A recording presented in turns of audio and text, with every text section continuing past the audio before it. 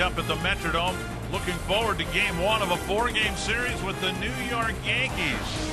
The Twins and Yankees, with the Twins above the 500 mark and the Yankees hoping to get there by series end. Twins coming off one of the more successful road trips in recent history, winning 5 of the 6 games. And the Yankees have picked the pace up as well. They've won 6 of their last 8, hoping to still be a factor, obviously, in the American League East race. Should be a fun weekend of baseball here at the Dome, and to bring it to you, Dick Bramer along with Bert Blylev. And so far, as we are getting ready to wrap up the second month of the season, it's been a surprising year in baseball. Surprises in both leagues, in every division. But there's no division that holds more surprises in terms of where the teams are right now than the American League East. Yeah, I think, Dick, every time in spring training when the season opens up, you always say, well, it's Boston, New York, you know, they're going to be in first place. And that Tampa Bay ball club, they're going to end up in last. But look right now, it's a Tampa Bay the Rays that are in first place, and the Yankees 5.5 games behind the Rays. And both teams, both the Yankees and Twins, have played better in May than they did in April. And we can talk all we want about the improved offensive production from the lineup for the Twins. The thing that was most encouraging about the road trip, the great starts from the young starters. Boy, I'll tell you what, Nick Blackburn, an outstanding start in Kansas City, 8 1/3 innings. He, got a no decision, but the Twins end up winning that ball game in 12 innings. Perkins, after that 19-3 loss, you know what? I mean, he pitched a great ball game, 7+ innings, a quality start in all 4 of his starts so far. Kevin Slowey, complete game victory yesterday. Ken Perkins here tonight. Repeat that what Slowey was able to do. These young guys are the heart of this pitching staff. And for the Yankees, it'll be that nemesis, Mike Mussina. He's had a very good month of May. Now he's 20-6 against the Twins lifetime, but at one time he was 20-2. So the Twins have had some success as of late against Mussina. Can the Twins stack up against the Yankees with all their all-star players? No, but the Twins have some all-stars of their own, including an MVP a couple years ago. A lot of talent on the Metrodome field this weekend for a 4-game series, and we're happy to bring it to you.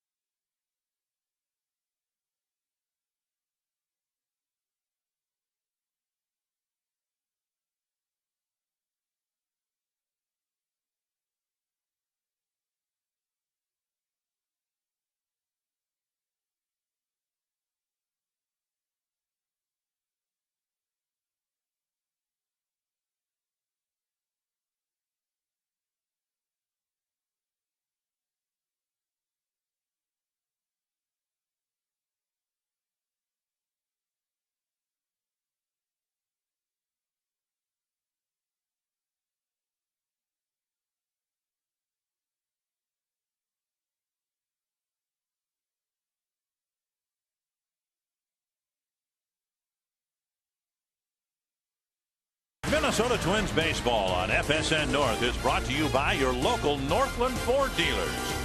By Menards. Save big money at Menards. By Treasure Island Resort and Casino. Located just minutes south of Hastings, we're closer than you think. And by Aflac. Ask about it at work. Welcome back to the Metrodome for Twins baseball, where the New York Yankees are in town to kick off the first of a 4-game series. The New York Yankees come to town in last place. Of course, we all know it probably won't end that way come September, but they have struggled against the AL Central. They're 7-11 against the AL Central so far this year after going 30-11 last season. But the guys know the New York Yankees are still one of the elite teams in the league. Especially with the lineup that they throw out there every day. They got future Hall of Famers, they got current All-Stars all throughout the lineup. So whether they're playing well or not playing well, you can't ever go in here and take them lightly. Jeter, the American League's leading vote getter for the All-Star game at shortstop, will be in town. We'll see what they can do. Dick and Bird are up next with the first pitch.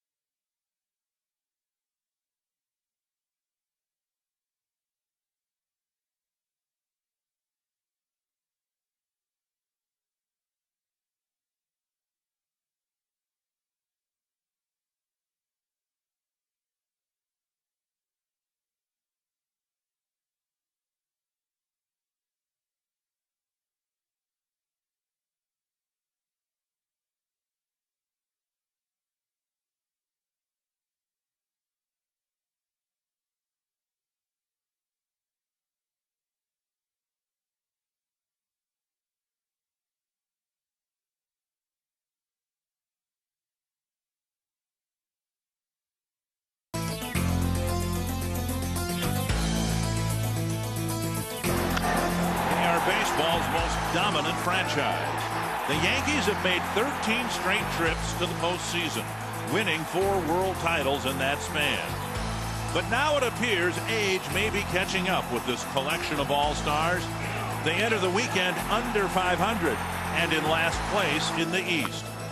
Meanwhile, the Twins are coming off a successful and dramatic road trip and continue to be a surprise team in the Central.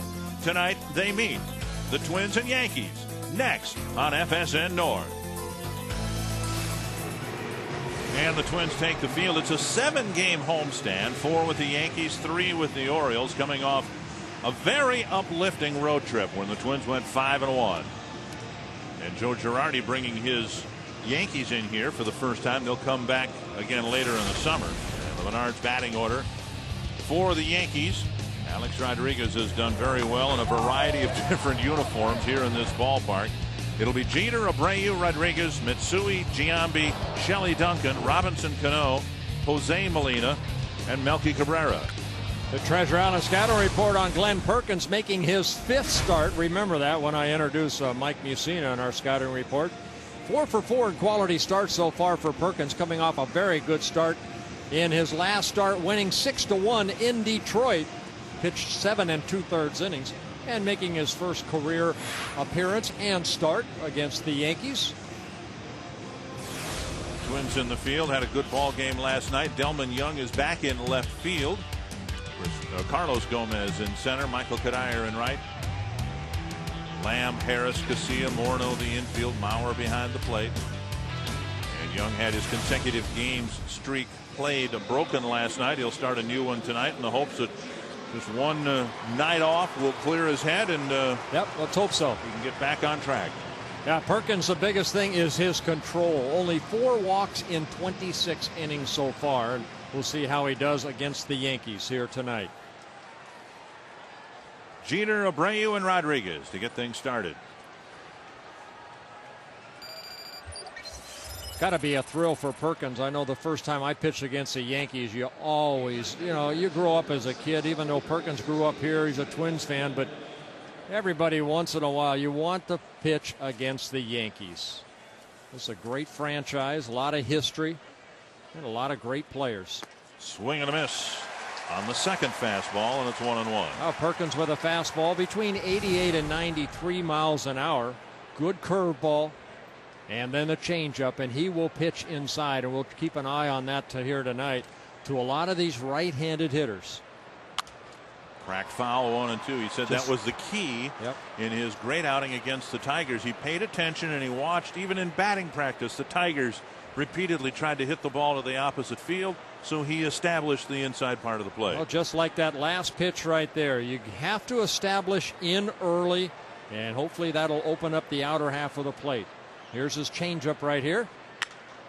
Right back to Perkins. He stays with it and makes the play. 1 down. Hard one hopper back to the mound for the first out. And what set that up was a good fastball in the prior pitch. Jeter, not a very good swing, right back at the pitcher. And tonight's game on FSN North is also being presented in high definition. For a complete listing of FSN North HD cable providers, go to foxsports.com, keyword North. One gone. Here's Bobby Abreu.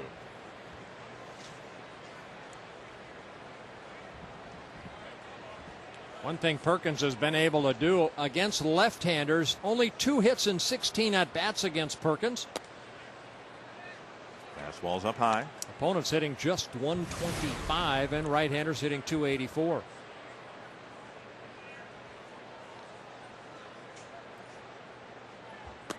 And now a strike, 1-1. Yankees have not faced Perkins before. We may see a lot of that. A lot of these hitters like to work the count, take the count deep, and we may see a lot of Yankee hitters take a strike. 2-1.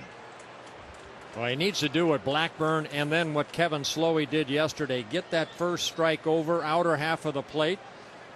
These Yankees have some power, so you don't want to miss in off the get-go. And now 3-1. Well, 4 quality starts and 4 starts for Perkins. That means he went 6 innings or more and gave up 3 runs or earned runs or less. And a 5-pitch walk puts Abreu aboard. And that'll bring up Alex Rodriguez. Well, Perkins against Alex Rodriguez, of course, the first time, but probably pretty excited about facing Alex. You want to start off with a fastball off the plate. Get ahead in the count, work that changeup, and then try to drop that curveball. Rodriguez will chase a breaking ball if you keep it down in the strike zone. Rodriguez, of course, has been hurt. Just off the disabled list about a week or so ago. There's a pitch missing the inside corner. Jerry Meals behind the plate. That's a pitch that you need right there. That had plenty of a plate and plenty of height.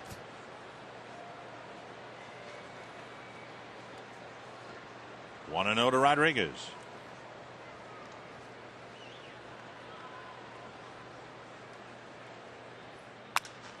Deep to the left field corner, but hooking foul. Yeah, changeup just left up a little bit, but Rodriguez way out front. And he cracked his bat in the process. Well, you show him the fastball. Now you show him the changeup. And Rodriguez with that uppercut swing. Right off the end of the bat, but the ball hooks foul. Rodriguez has been out with a quadricep injury, but he typically has gotten off to such great starts the last couple of years for the Yankees. It just seems odd he's not in the top 10 in any of the Triple Crown categories. 1-1. And a throw to first. Yankees not much of a running ball club. 23 stolen bases in 34 attempts. Abreu 3 for 6.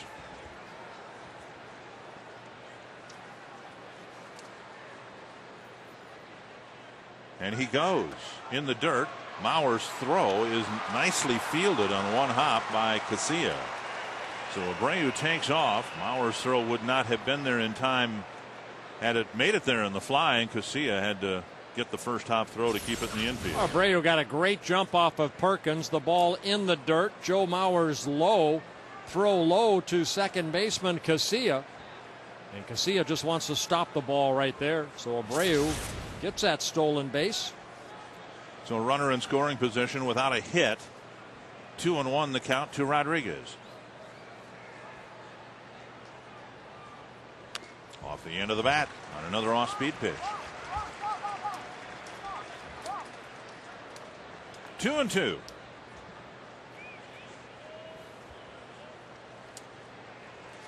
Rodriguez in his 4th season with the Yankees. Came up with the Mariners back in 1994. Spent 7 years there, then 4 years with the Rangers.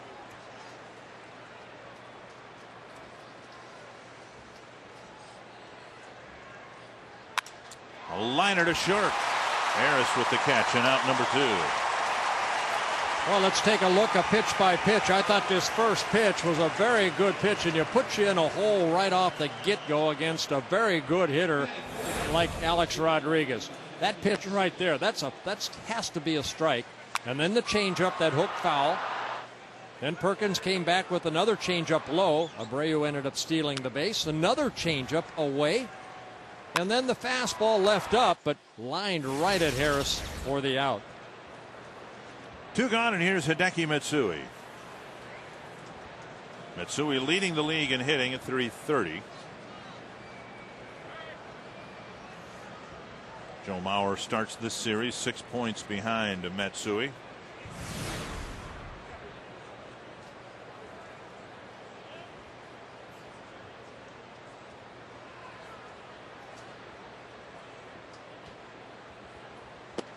Swing and a miss. So Perkins gets ahead of his first batter with his first pitch. Here's a look at the Firestone batting leaders with Matsui. So many different players have had the lead for a day or two.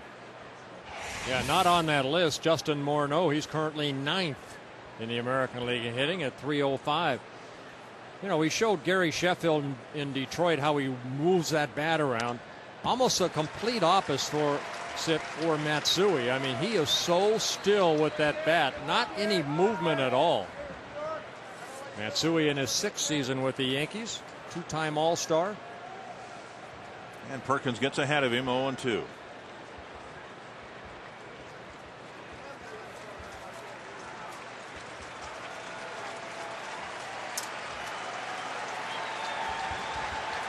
See Matsui just kind of holding that bat. Breaking ball away, 1-2.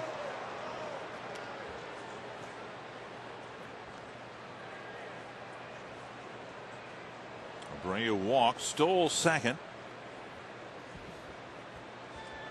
And Giambi awaits on deck.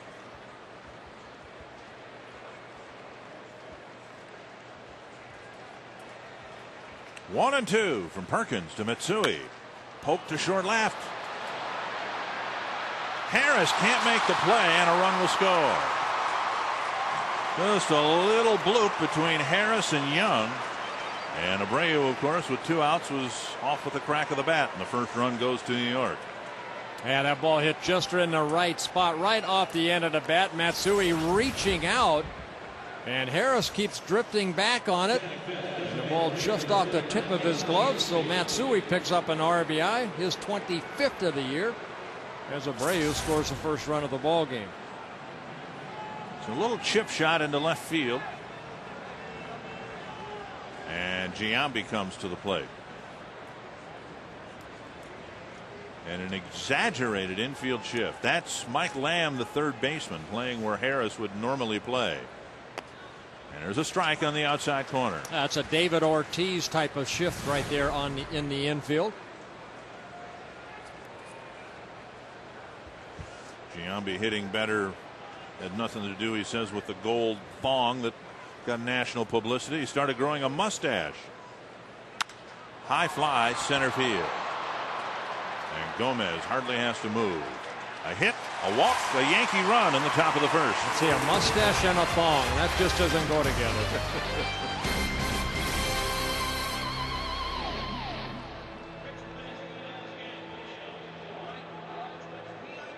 Hey, this is Dustin Pedroia. Hey, this is John Maine. All of my games are live. Live and on demand On MLB.tv. on MLB.tv. MLB.tv. MLB.tv. Keep watching. Keep watching. Keep watching.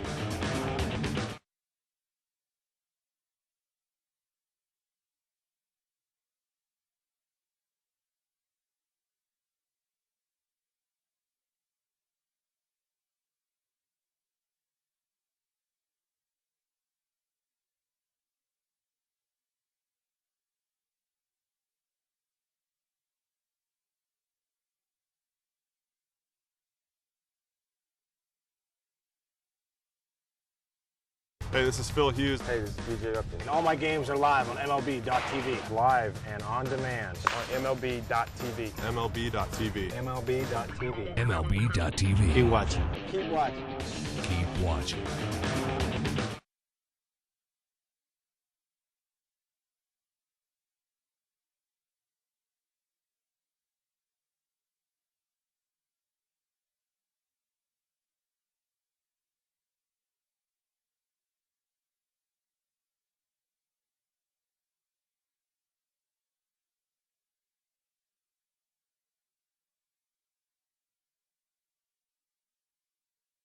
Acting manager tonight, Scott Alger, with Ron Gardenhire away from the ball club. His daughter Tara graduating from high school tonight. The Menards batting order for the Twins. Carlos Gomez leading off, had a great road trip for the Twins. Then Alexi Casilla, he had a great road trip for the Twins. Joe Mauer, Justin Morneau, Michael Kadire, Jason Kubel, Delman Young, Mike Lamb, and Brendan Harris. Treasure on a scouting report on Mike Mussina making his 12th start of the year, a 20-game winner in his career against the Twins. And I told you earlier that Perkins making his 5th major league start. Well, Mike Mussina making his 514th major league start. And he has 257 major league wins. Gomez in the box to get things started. Twins down a run early. And over for a strike. Mussina, I think it's been very well noted that he's not the pitcher he once was, but he's still an outstanding pitcher. He will change speeds, the fastball, not in the low 90s like it used to be, but excellent control. And that's really what his whole career has been around. Outstanding control. With an assortment of pitches, and the pitches have changed as he's changed. He's now been more reliant on off-speed pitches and has brought them back down the radar gun. He's got a changeup, I guess. It's about 60 miles per hour now. 2 strikes to Gomez. See Jose Molina wanting that curveball down, and it stayed up, and that maybe that knuckle curveball. And in 3 pitches, he gets Gomez out on strikes.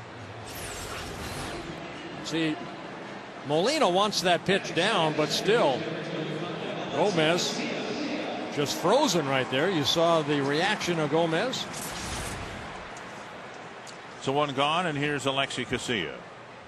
For Mussina, that was his 2,693rd strikeout.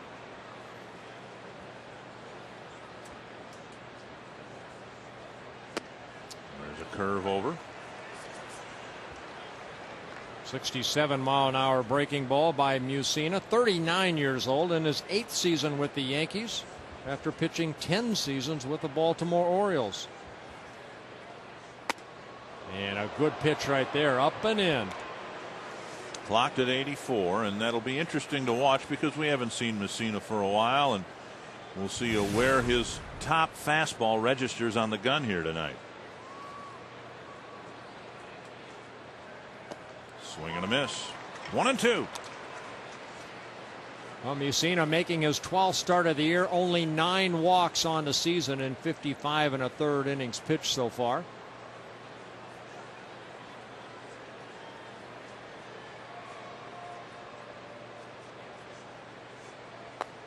Breaking ball misses, and it's 2-2. Well, you see what they tried to do with that. Now that what Mussina's all about. He threw that curveball down and in, and then you saw Molina, the catcher, sit outer half, and he wanted to backdoor that curveball. Going to go back inside with a fastball. And Casilla lines it foul. See a lot of movement, almost the Nick Blackburn type fastball on the inner half of the plate. He'll start it right at you and bring it over the inner half of the plate. And that's the pitch that people who've watched the Yankees this year say that he's really perfected that pitch. Breaking ball up and away, 3-2. Well, he's won 10 or more ball games at the major league level for 16 consecutive seasons since 1992. An American League record.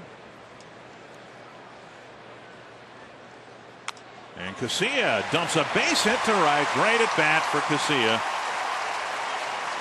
Worked the count full after falling behind quickly and ends up with a base hit to right. Northland Ford to defense for the Yankees. Molina's been very good at shutting down the running game in his career. Rodriguez, Jeter, Cano, Duncan around the infield. Abreu, Cabrera, and Mitsui in the outfield. And Mussina, since we're mentioning the Yankee defense, a multi-Rawlings Gold Glove winner on the mound. Yeah, he's won 6 Rawlings Gold Gloves, so very good at fielding his position. Here's Mauer.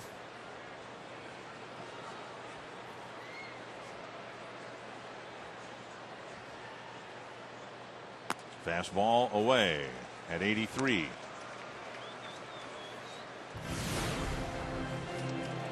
Bauer hitless in 6 at-bats in his career against Mussina.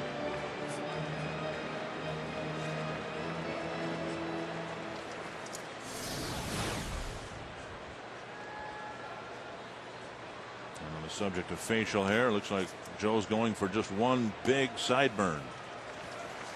A wraparound. 2-0.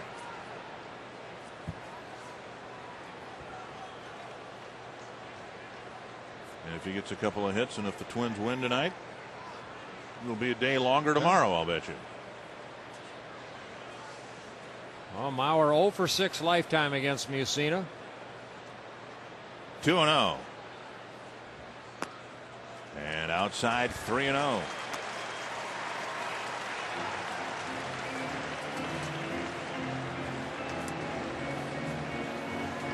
Mussina, as we showed you, has been very good in the month of May, but May typically has been, well, far and away his best month in his career. So what he's done so far this month shouldn't be a surprise. 3-0 to Mauer.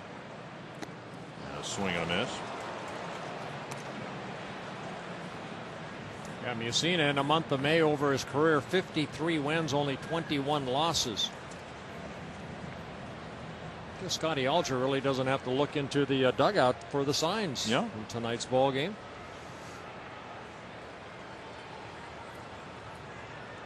Three and one to Mauer with the speedy Casilla at first. And a walk will advance Casilla to second base. And Justin Morneau has had some success against Mussina in the past, and he talked about the challenge tonight.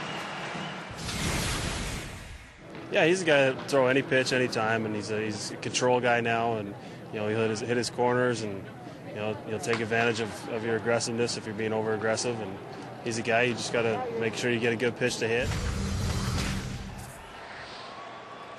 Yeah, Justin 4 for 11 lifetime against Mussina with a couple doubles. We could use one right here.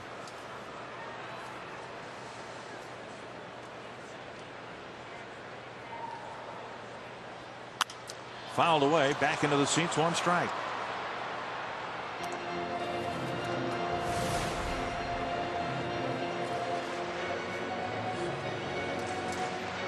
Morneau's Burke mentioned among the league leaders in hits, just off the top 10 in home runs, third in the American League in runs batted in.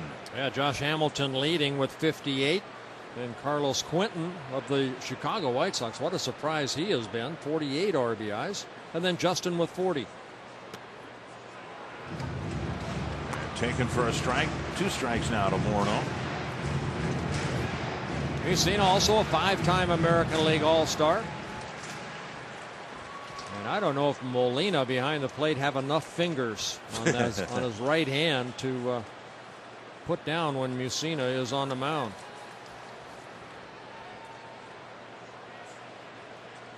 Two strikes to Morneau.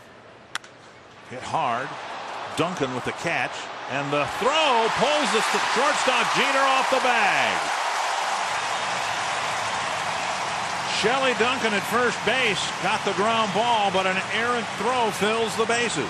Well, it looked like he was trying to turn a double play very quickly, and right here maybe threw a changeup. Now he's got the ball right there, has plenty of time to make sure he gets an out, but to throw toward the outfield side, and Jeter, you become a first baseman, but the stretch pulls him off the bag. And let's see if the Twins can take advantage of the error by Shelley Duncan. Willie McCovey couldn't have made that stretch at second base. Kadire up with the bases full and 1 out. And a first pitch strike to Kadire.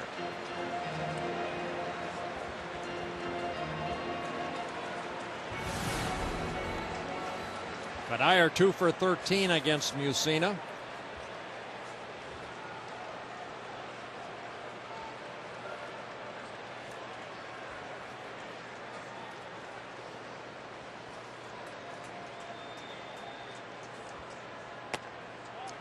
One and one. Ron Coomer, the Twins have been guilty of not turning double plays, and now the Yankees early on tonight. Well, I think right there what you're looking at is a ball that handcuffs Duncan. That's first. But then the great play is made by Joe Mauer. When he knows the ball's hit behind him, instead of running straight to second base, he ran way outside the baseline in the throwing lane. And that caused Duncan, when he come up to see Jeter, he couldn't throw it to Jeter. He had to throw it in the right field foul. Kadire leaks one to left, a base hit just beyond the reach of Rodriguez, and the game is tied. And it looked like Rodriguez might have been able to make a play on that ground ball, and another double play possibility that doesn't work out for New York. Yeah, just two. As you see the slow breaking ball, Kadire way out front, and the ball skips past Rodriguez. You see Rodriguez playing off the line, and I think the ball got by him a little bit quicker than he anticipated. And Matsui gets it back in, but an RBI for Kadire ties the game, and for Kadire his 18th RBI. Jason Kubel will hit with the bases full. And he takes ball one. Kubel hit a grand slam on Sunday, his third grand slam. A good spot to hit his second one this week.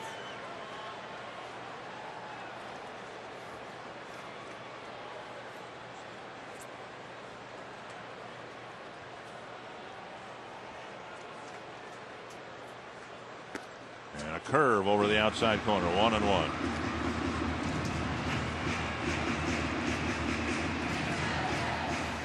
See the Twins tops in the league with men in scoring position. Tops with men in scoring position and 2 out. Third with the bases loaded, and they've already put 3 grand slams up on the board. Called strike. I thought the pitch was down and away, and I think Jason Kubel did too. Let's take a look at the pitch right here, and I'll tell you what, Jerry Meals, he's been behind the plate before in some of the games that we've telecast, and to me he is very inconsistent. So 1-2 to Kubel.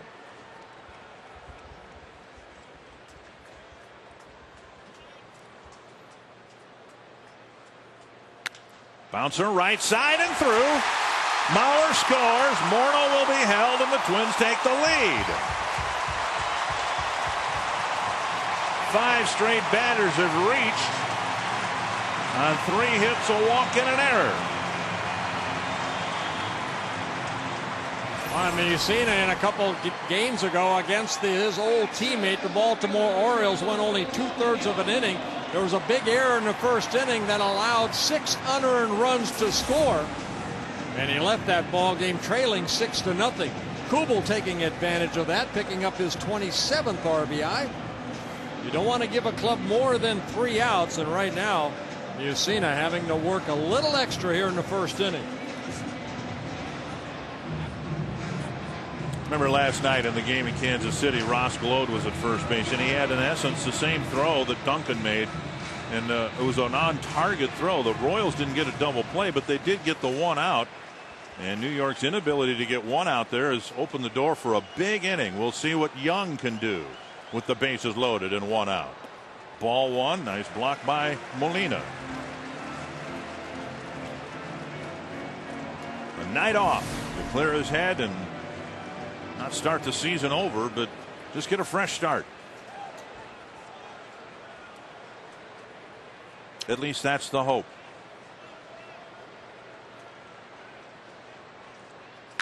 Liner into center field. Morneau scores. Kadire had to start back toward the second base bag in case the second baseman Cano made the catch, but a sharp RBI single for Delmon Young.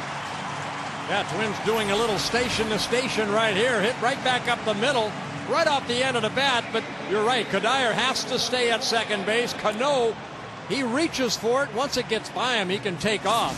But the ball hits so sharply to Cabrera in center field. And Delmon Young picking up an RBI, his 15th of the year, as Justin Morneau scores the 3rd run of the inning. 6 straight batters have reached, and now Mike Lamb.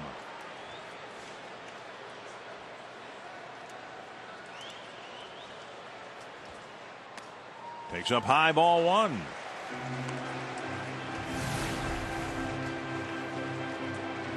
Lamb has probably had the most success against Mike Mussina. 6 hits in 16 at-bats with a home run against Moose.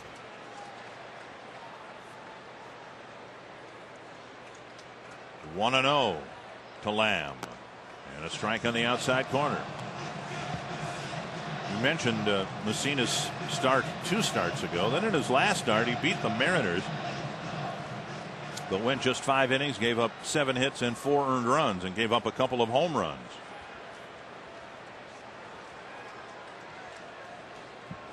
One and 1 to Lamb. After a high fastball, 1-2. 30 pitches this inning so far for Mike Mussina, and he has just the 1 out.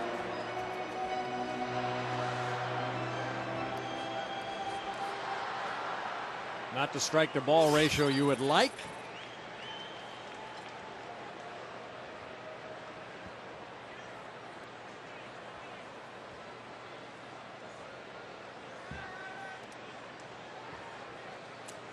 One and 2 to Mike Lamb.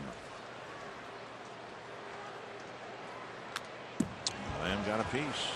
Fastball seems to be topping out at 85. Well, if you watch Mussina, he'll give you different arm angles too. He won't be, he'll try straight over the top. He'll drop 3/4, sometimes sidearm. Remember talking to Rod Carew, he always said that he watched the bill of that pitcher's hat because that's normally where that ball came out of probably 80-90% of pitchers. But if you could drop down once in a while, it might surprise the hitter.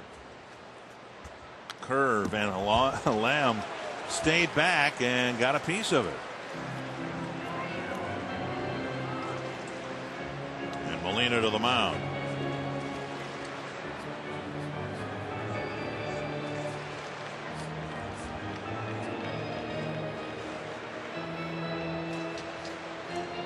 This rally, this 3-run inning, maybe more, all started with a great at bat by Alexi Casilla, who fell behind 0-2.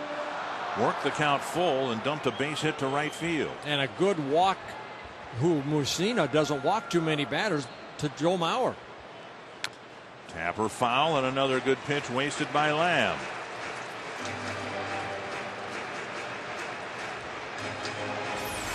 Let's take a look at Mussina's delivery right there, what he does to bend over and then get into that south position and watch where that ball comes out of. This one he tries straight over the top. Yeah, that's the one that Mike Lamb just fouled off. Lamb battling Messina. Great stop by Jeter, and they get the out there. Lamb beats the relay, but a sensational stop by Jeter to keep that ball from going into left field. Kanier scores the 4th run of the inning. What a great stop right here. You're right. I mean, look at this, stretched out, and then the back flip over to Robinson Cano. And the double play is not completed, but boy, this saved the Yankees maybe some more runs right here. Lamb does picking up an RBI, his 23rd of the year. And Jeter feeling the effects of that awkward dive to his right. Here's Brendan Harris. Runners on the corners, 2 out, and 4 runs in. Inside, ball 1. That was a great at bat by Lamb. He fouled off a handful of 2-strike pitches and ended up hitting the ball hard.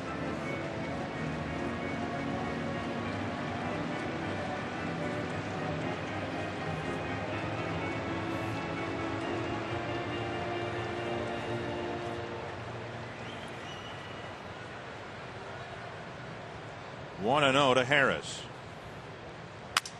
Ouch. What a sound. And Messina ends the inning, but 9 men bat. The Twins string together 4 hits, a walk, and a Yankee error to score 4 runs.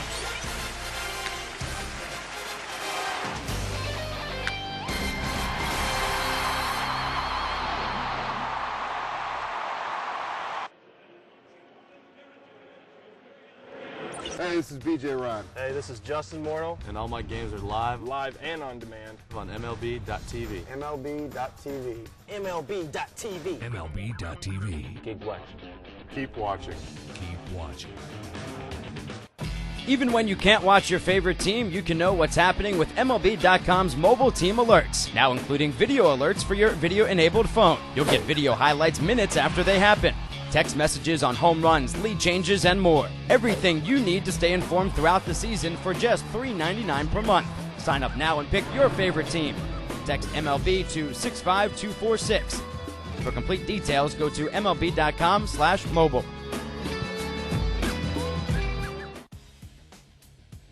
I'm Ashley Russell. Join me each day for a daily dose of top sports news. With scores, polls, and the latest highlights, the Yahoo Sports Minute keeps you up to date and in the know in no time flat. Watch the Yahoo Sports Minute each day on Yahoo Sports. Welcome to the new and improved MLB.com. Experience the game like never before with MLB.com's Game Day. Real-time pitch type and in-game video highlights moments after they happen. Have those same highlights sent straight to your video-enabled phone with MLB.com's mobile team alert. And if you can't get to the game, watch every out-of-market game this season live with high-quality streaming video exclusively on MLB.tv. Only on MLB.com, where baseball is always on. Hey, this is Victor Martinez. Hey, this is AJ Burnett. Home where the Twins has given Glenn Perkins a 3-run lead to work with, and judging off his last start, that might be just enough when he went 7 2/3 and only gave up 1 run. And pitching coach Rick Anderson has noticed the difference. When he was here in the bullpen, he was basically a thrower. Now he come back from the minor leagues and he's a pitcher. He's thinking more of locating his pitches and changing speeds and throwing the ball down the zone, and been outstanding for us. He's definitely taking advantage of his opportunity back in the majors, and we'll see if he can continue his success. Dick and Bert. Thank you very much, Telly, and thank you, Rick Anderson. Shelley Duncan, the Yankee hitter, he took a strike and then a foul over the Yankee dugout, and it's 0-2. Yeah, Shelley Duncan in his second stint with the Yankees this year. Started with the Yankees, then optioned out in early April, recalled in late April. Duncan, a big kid, 6'5", 215. 1-2. Shelley Duncan, and that one's hooked foul. Duncan, of course, from the great Duncan baseball family. Dave, the pitching coach with Tony La Russa, now in St. Louis. Before that, with Oakland, and Chris Duncan was sent down today by the Cardinals. Yeah, Dave Duncan was my pitching coach when I was with the Cleveland Indians. Is that right? Yeah. Where was Tony La Russa? They weren't. This is before they hooked up in Oakland.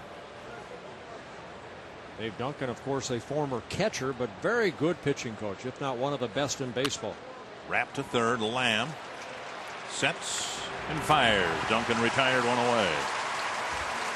I wonder how that works in St. Louis's case today. Now they decide to send down Chris Duncan, who'd been struggling, and ordinarily it goes, hey, manager wants to see you. Maybe in that case is, hey, your dad wants to see you. Yeah. I'm sure Chris knew. You struggle at the major league level, you get sent down. Again, Shelley Duncan went through the same thing. Delmon Young makes a great catch in left field. And mustn't that feel awfully nice for Delmon Young? Oh, it makes this play as that Delmon Young picked up the ball right off the bat and then comes in a shoestring cut type catch. And then the tumble after. Good concentration. And the ball falling into the glove before he can hit the turf for the second out.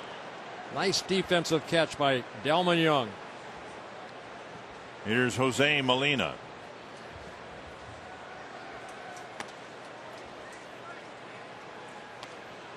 Twins are expecting a crowd of about 36,000 here tonight, and probably safe to say that just about everybody who's here tonight saw what happened in Kansas City the other night. And Delmon Young with a nice catch in his first chance here in the beginning of this 7-game homestand.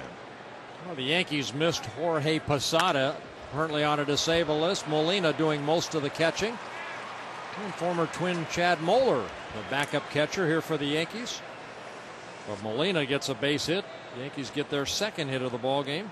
They hope to get Posada back in a couple of weeks, middle of June maybe.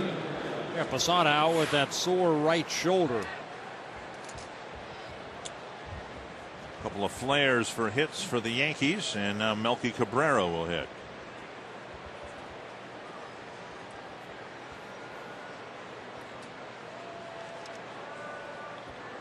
And he pokes one foul. Probably nice for Twins viewers to put that face to the name, because I'm sure Twins fans heard a lot about Melky Cabrera in the offseason. One of the names mentioned in the Johan Santana trade talks.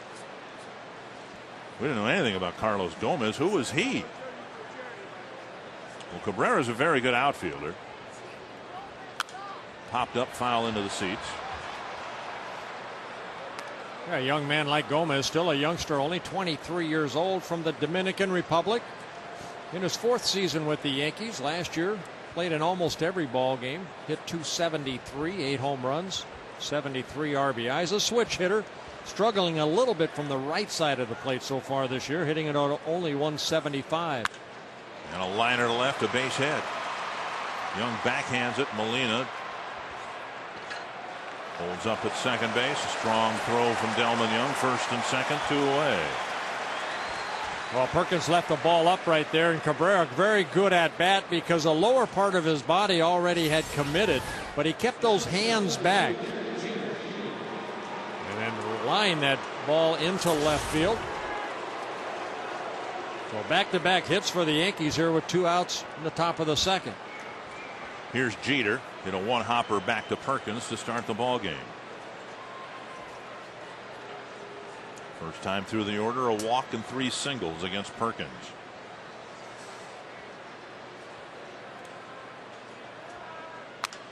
Roller to third. Lamb has it.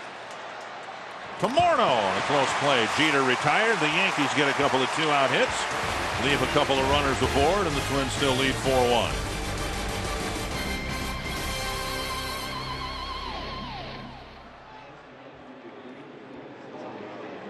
You right here in the Bay, man. This is Pastor Mike. Gotta come correct on the mic. Let's get this thing started. Yeah. It's a new generation, so pass the mic. Pepsi can't left me, better pass it right. I ain't tripping. We independent. We out the trunk, dog. And let me pass this mic. We gotta get it on. Get on the mic with Mike Pass, only at Pepsi Smash on Yahoo Music. Stay on top of all the NBA playoff action with Yahoo Sports. Watch thrilling up-to-the-minute highlights. Go behind the scenes. You have a chance to put a team away in a game, you got to do it, especially in the playoffs. And get expert analysis. This is a huge series right here because these are two teams that if they get by each other have a legitimate shot to win it all. This spring, don't miss your shot to stay up to date with daily coverage of the NBA playoffs on Yahoo Sports.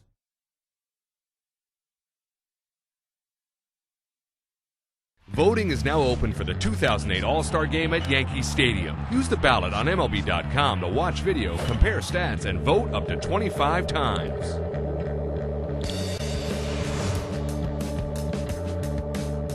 Hey, this is Curtis Grant. Hey, this is Adam Dunn. Check out the shop on MLB.com. Check out the shop on MLB.com. For all your Dodger gear. For all your Red Sox gear. For all your Yankees gear. For all your Blue Jay gear. For your Cincinnati Reds gear. For all your Twins gear. Visit the official online shop of Major League Baseball at MLB.com. Browse the largest selection of authentic team gear, including clubhouse caps and t-shirts, jerseys. Twins baseball, I'm joined by Hennepin County Commissioner Mike Opat, one of the players that was very instrumental in getting the new ballpark going. And Mike, you have a very special event coming up on Sunday. We do, Kelly. Part of the ballpark legislation called for up to $2 million a year to be spent to expand library hours in Hennepin County. And starting Sunday, we're going to do that. We're calling it Ballpark Sundays, and we're going to have 13 more libraries open in Minneapolis and Hennepin County on Sundays year-round, thanks to the ballpark initiative. So, but for the new ballpark, we wouldn't have this money. We chose to keep it on Sundays, and Minneapolis libraries had not been open on Sundays before, but starting June 1st, we're going to have a very exciting Sunday. So 18 libraries will be open now where there were only 5. Sounds like a really good plan. Thanks for your time, Commissioner. Sure. That's Commissioner Mike Opat. Dick and Bert, back to you.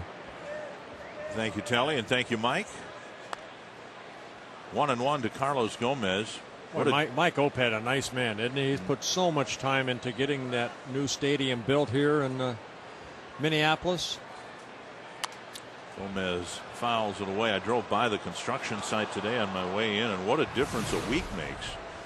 We were in Detroit and then Kansas City, and the grass is greener now around here. The leaves are fully out on the trees, and the stadium down the right field line, the skeleton seems to be 75% complete. It actually is starting to look like a ballpark already. This one lifted to right field. Retreating Abreu, and he's got it for the first out. One gone in the second inning. It's click it or ticket time. Buckle up. Text message your comments and questions to our broadcast at 74499. Give us your name and city, and we'll answer them if we can in the game or in the post game. One gone, and here's Alexi Casilla. Talk so often about a leadoff man and how he can set the tone for an inning.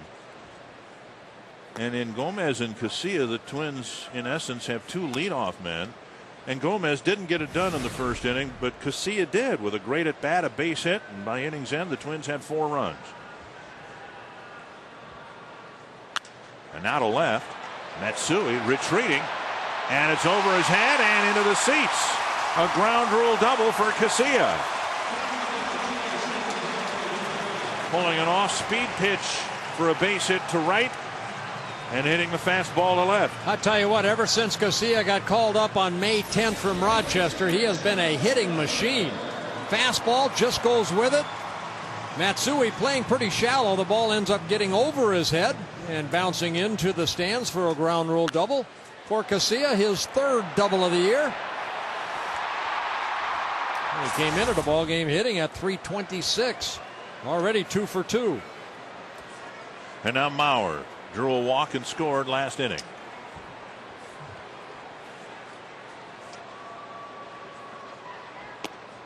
And he takes low, ball 1. And Molina to the mound again. Well, it was that walk of Joe Mauer in the first inning that kind of helped set up, that inning too. Joe Mauer, such good patience at the plate. I mean, he's not afraid to get 2 strikes on him. Mauer on the season, just 14 strikeouts and 27 walks. You always like to have a player who's got as many walks as strikeouts, but when they outnumber the strikeouts nearly 2-1, as is the case with Joe, and then you mix in a plus 300 batting average. Pretty good hitter to hit in the 3rd spot in your lineup. Now an off-speed pitch taken low, 2-0. Well, a couple of years ago when Joe Mauer hit .347 and led all of baseball in batting average, won that American League batting title, he walked 79 times and struck out only 54.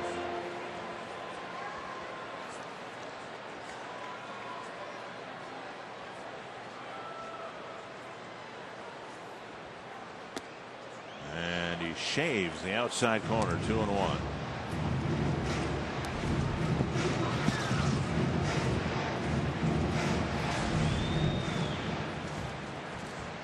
Mussina ended up throwing 37 pitches in that first inning. Twins sent 9 men to the plate. 2-1. And now 3-1.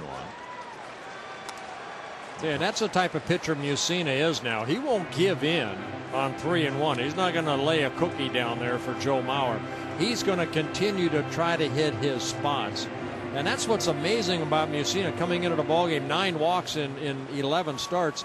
He's transitioning from a hard throwing pitcher to a soft throwing pitcher. That's to left. And Mitsui retreats here to make the catch. And Casilla retreats.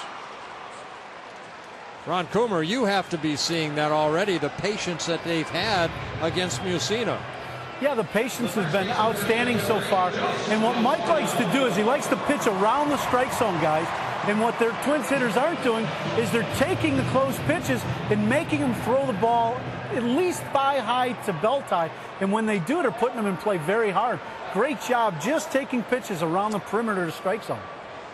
Here's Morneau, hit the hard ground ball to Duncan in the first inning. Duncan couldn't deliver an on-target throw. And Mussina at 84 miles per hour hits the inside corner. Yeah, Twins scored 4 runs in the bottom of the first inning, 2 unearned runs on that error by Duncan at first. But 5 hits so far for the Twins against Mussina.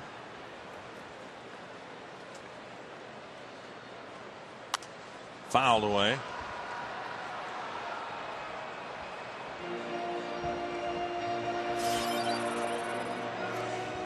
.50 pitches now for Mussina.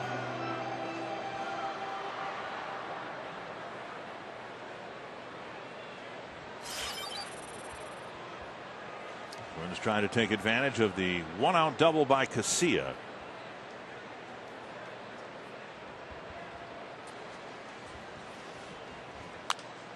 Protects the plate. Hey, Ron Coomer, you and I were behind the batting cage talking about ball marks. And look at Morneau's, the ball marks on his bat. That would tell me that he hasn't broken that bat, obviously. He's been using that gamer for quite some time. He has. And, you know, a lot of times if a guy finds a bat he really likes, guys, he will keep using it. And what happens is that wood compresses and gets harder and harder. And that's what becomes a better and better bat as you compress that wood. The big key is always trying to hit the ball in the same spot. If you spin it like we saw earlier in BP, Dick, we were talking about, you end up splintering that bat. What Justin's doing is he's centering a lot of balls on that bat. Ron, I'm going to ask you one more question. Mussina's not throwing more than maybe 85, 86. On that last swing of Morneau, he's kind of having a lot of patience at the plate. When you are facing a guy that, say, like a Livan Hernandez, do you not have to tell yourself to stay back a little bit and let the ball come to you rather than go out and get the ball? Exactly. What you want to do is you really have to concentrate on trying to get your body to relax and letting your hands do the work. Because what happens is you, like you're saying, your body tries to go out and get the ball, and then it slows your hands down. If you can just relax and almost take like your BP approach and just let the ball get to you and then go ahead and swing, you'll do much better. It's easy to say, not very easy to do, though. Right. I think Mussina and Molina have talked about as much as you and I have here tonight. Well, you want to make sure you're on the right page, and Molina and Mussina making sure with the runner at second base, maybe what sign they're using or what they want to do here. Morneau lifts it to left center field, and Melky Cabrera comes over to make the catch. A double for Casilla. He's left at second base, and it's still 4-1.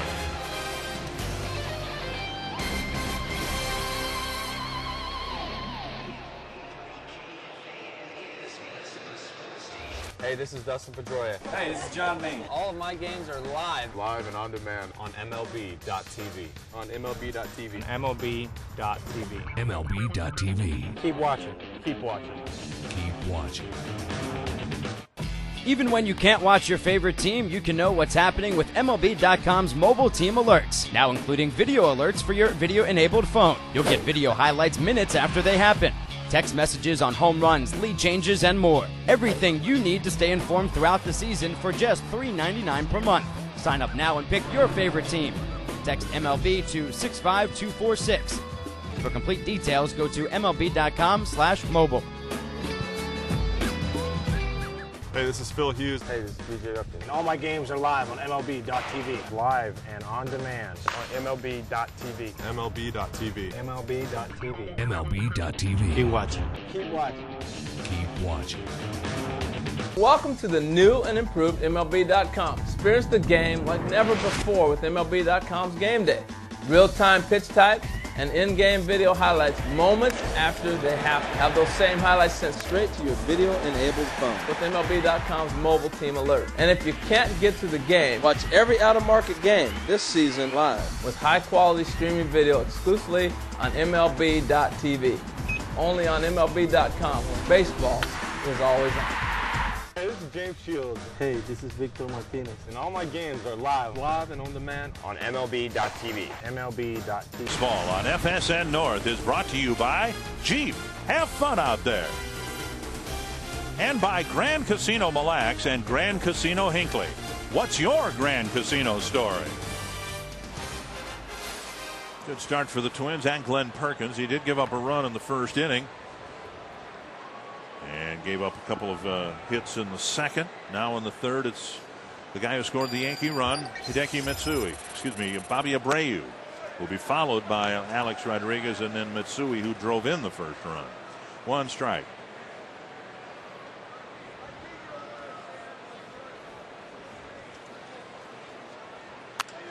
And that's just wide of the bag, 2 strikes.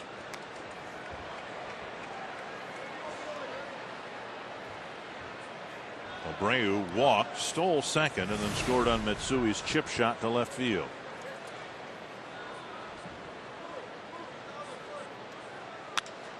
To left center, and that's trouble. Down for a hit. And it goes all the way to the wall. Abreu will round second on his way to third. Here's the throw, and he's in with a triple. Bobby Abreu splitting the gap between Gomez and Young, and it's a leadoff triple here in the third. All right, we're talking about Ron Coomer about staying back, keep your hands back, and exactly what Abreu does right here. Looked like a breaking ball that stayed up. Perkins ahead in the count. Too good a pitch right here with a couple strikes, and he just kind of just served that ball out in the left center. Gomez tries to cut it off. It gets by him, and then the trailer, Delman Young gets it, but Abreu in with a leadoff triple here in the top of the third, his second triple of the year.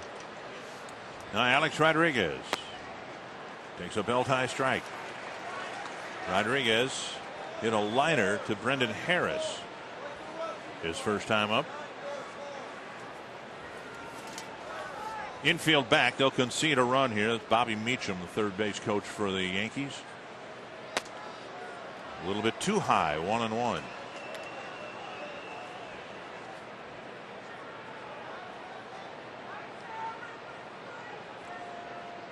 See the infield and the outfield, for that matter, everybody playing back with Rodriguez at the plate.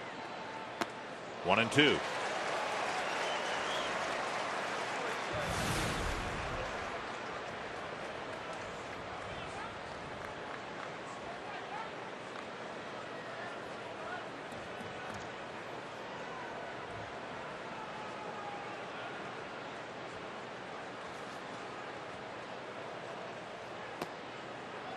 Fastball down and in. Good pitch right there. Good pitch because you made him move his feet a little bit.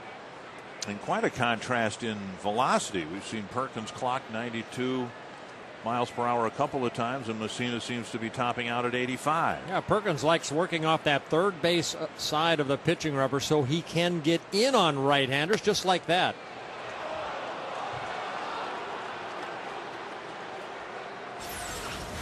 Another good pitch. Watch Joe Mauer sit inside. And maybe a little bit inside. Joe kind of held it there for a second.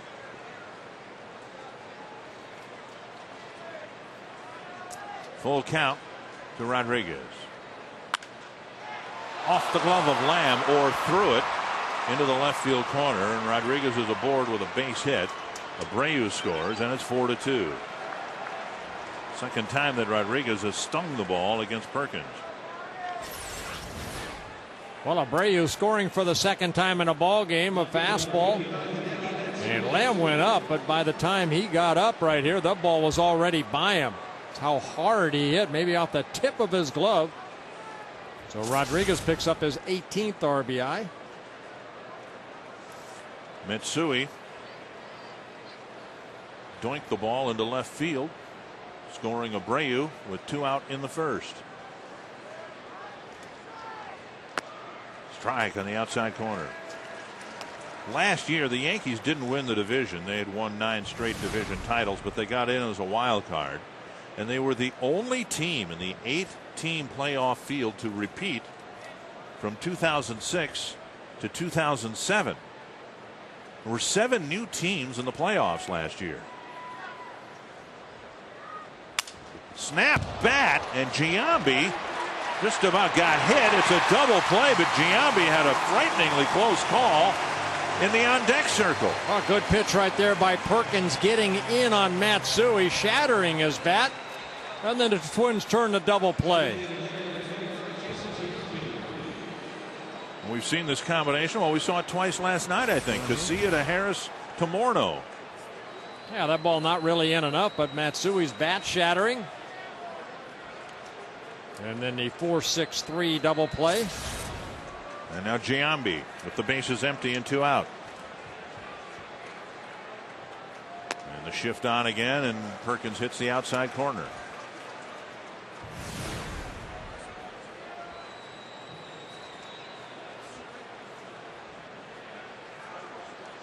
Curve hit hard to the right field corner.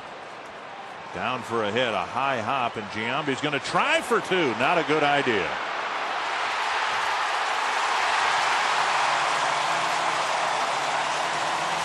I think he forgot to read the scouting report on Michael Kadyr's accuracy and strong arm.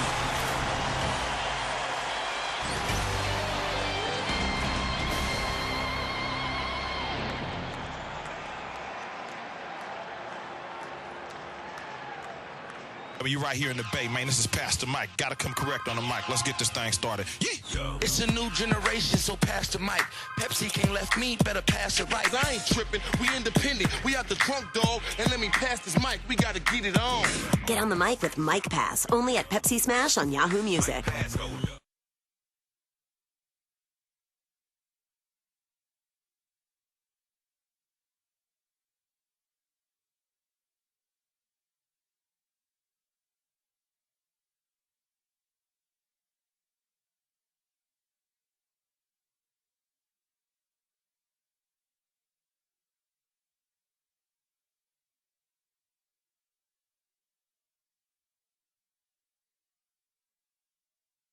Voting is now open for the 2008 All-Star Game at Yankee Stadium. Use the ballot on MLB.com to watch video, compare stats, and vote up to 25 times.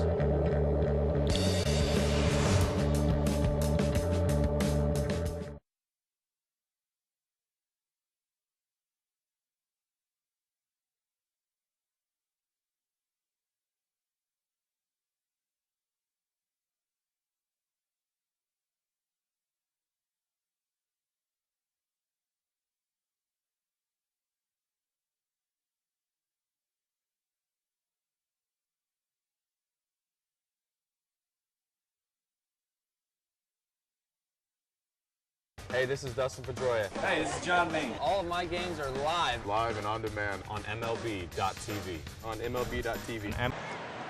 Michael Kadir made the strong throw from right field to retire Giambi at second. He'll lead off the bottom of the third. Facing Mike Messina. And a first pitch strike. Kadir with an RBI single in the first inning.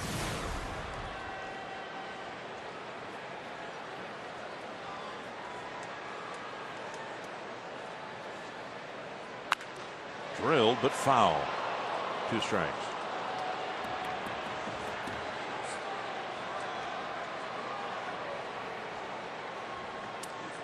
One thing the Twins outfielders do, they have outstanding arms. Saw Kadyr's great throw. Gomez out in center, outstanding arm, and Delmon Young in left, an outstanding arm. 2 strikes to Michael Kadir. Half swing, strike 3, 1 away. And Kadir talked with Ron Coomer about throwing drills he goes through when throwing the ball back during batting practice. When I play catch, I'm out here playing catch before we get ready, I'll throw with different grips. I'll throw a ball up. Wherever I get it, I'll play catch with that to see what the ball's doing, to see what I have to do out here in the outfield. And, if I get a grip where I know the ball may be cut on me, I know I have to start the ball a little to my right. And it's a little more advanced, and for everybody who's listening, that's the next level. 1 strike to Jason Kubel. Ron, you played some out in the outfield. It is kind of advanced to feel the ball in your hand, throw it, and try to adjust as you're throwing the direction that you're throwing it. Well, I think that's a rarity that Michael Kadir is able to do that. You try not to teach kids that, but with his arm strength and the way he's able to get on top of the ball and throw the ball so well, he's able to do that with his talent level. Not something you want to teach young kids. You want to force him grip.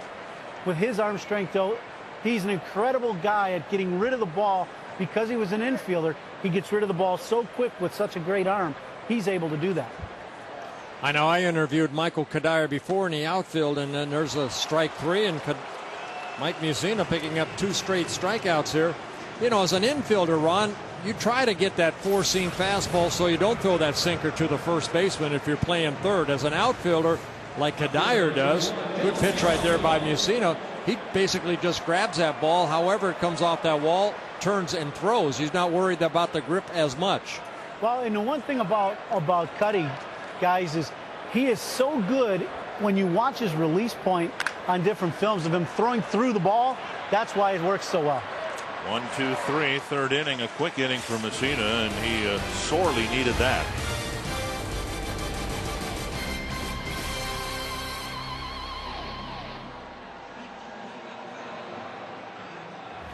Hey, this is Phil Hughes. Hey, this is BJ Upton. And all my games are live on MLB.tv. Live and on demand on MLB.tv. MLB.tv. MLB.tv. MLB.tv. Keep watching. Keep watching. Keep watching.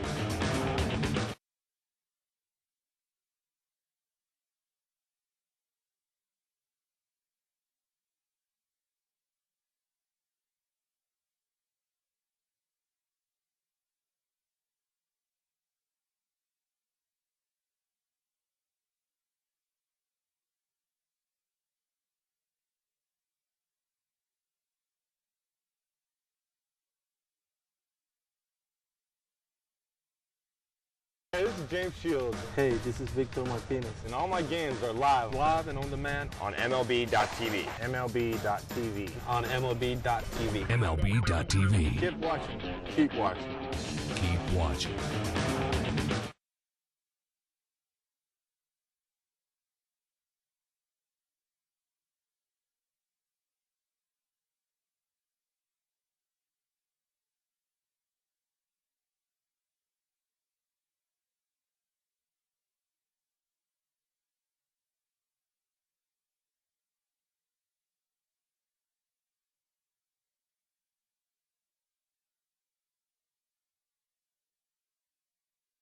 Hey, this is BJ Ron. Hey, this is Justin Morneau. And all my games are live and on demand on MLB.tv. The Rico game reset with the Twins scoring 4 times in the bottom of the first. Yeah, Twins sending 9 men to the basic plate against Mike Mussina. Kadir right there, an RBI single. Kubel, an RBI single. Delmon Young, an RBI single in the first inning. But the Yankees are going to keep fighting back. Bobby Abreu with a leadoff triple in the third, and then an RBI single by Rodriguez. Makes it a 4-2 ball game. Shelley Duncan will lead off the 4th. He'll be followed by Robinson Cano and Jose Molina. Yankees are actually out hitting the Twins 6-5. 3 hits. Perkins actually just retired 1 batter in the 3rd inning. Has a big double play by off the bat of Matsui. 2-1.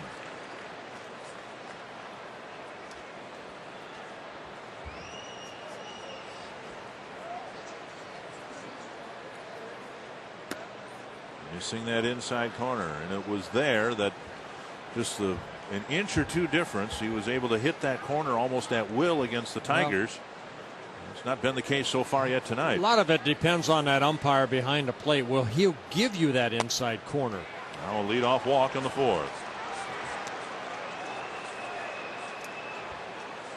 And the American League has seen this before from the Yankees. Slow starts is our Chrysler key stat. And well, I got a kick out of Jim Souhan's article in the paper today showing their age. This Yankee ball club, they will find a way to get back in that race, believe me. Joe Girardi, knowing he was going to have one of the older rosters in the American League, emphasized conditioning and having his players in top shape. And then having done all that, Rodriguez is out with an injury. Posada is kind of the glue to this team. Derek Jeter's the captain, but Posada rather, so critical to the success of this Yankee team, and they've really missed him. 1-1. Well, then you have a guy like Robinson Cano right here that, you know, is hitting .219. This guy's a great hitter. He just hasn't found his swing yet. Hit a sinking liner grabbed by Delman Young in the 2nd inning.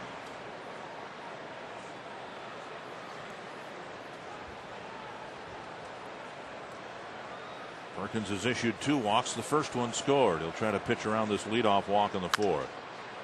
Driven foul. 1-2. Age not an issue for Cano. Nearly stole the batting title away from Joe Mauer in the last weekend 2 years ago. Yeah, career .314 hitter coming into this year. Last year hit .306. Has some pop in his bat. 19 home runs last year. Cano with 4 home runs this year.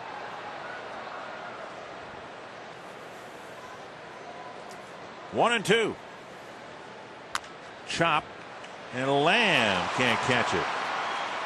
And Cano chops one into left field for a single, 1st and 2nd.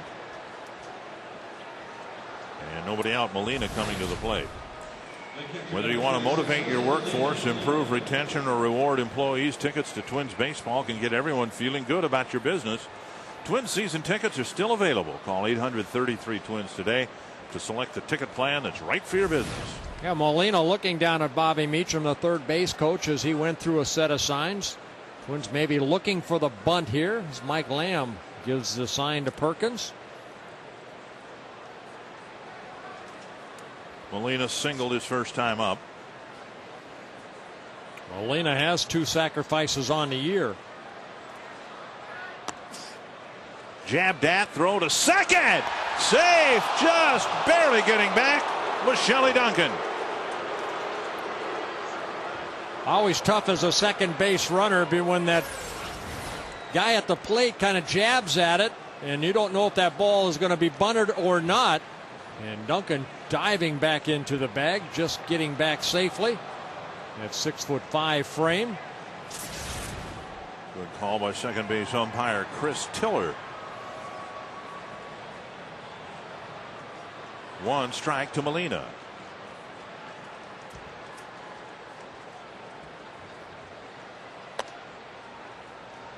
One and 1. Molina in his 9th season with the at the major league level.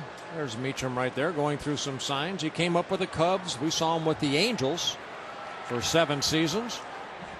In his 2nd season with the Yankees after getting traded over last year.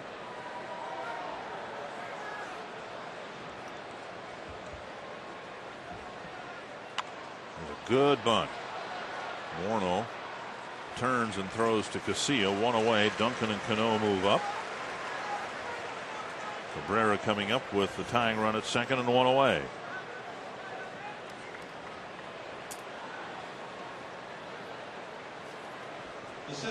Cabrera singled his first time up.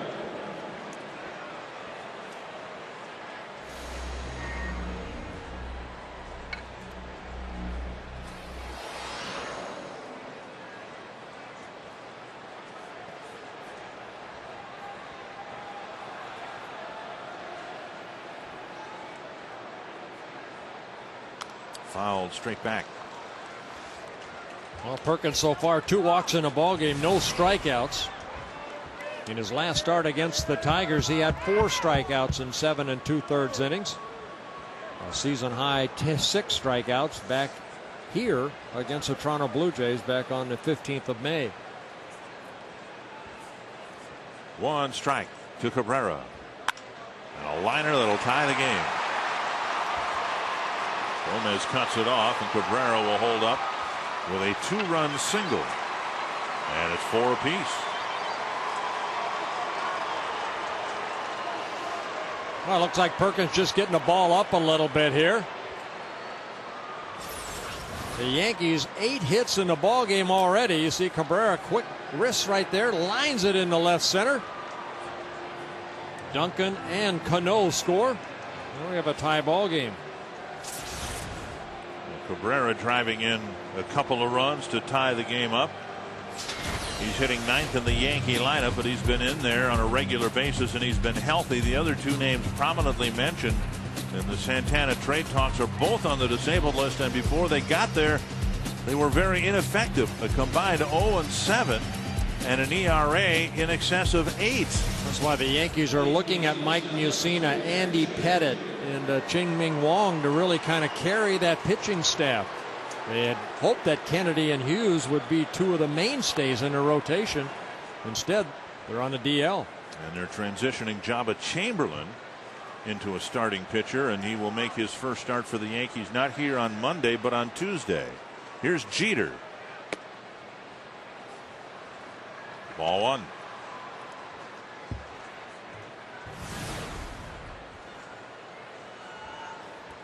Jeter with a comebacker to the mound and a ground ball to Mike Lamb. Perkins got a double play ball in the 3rd. He'd love to get one here in the 4th. The runner goes. They've got him picked off. Morneau with the throw.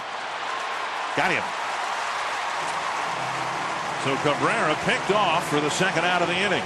I saw Bobby Abreu in the 1st inning got a really good jump on Perkins. And right there, Cabrera trying to do the same thing on first movement. And a quick throw right there to Harris from Morneau. So the play going 1-3-6. Tag was there maybe a little late, but the ball got there well before the runner. 2-0 now to Jeter.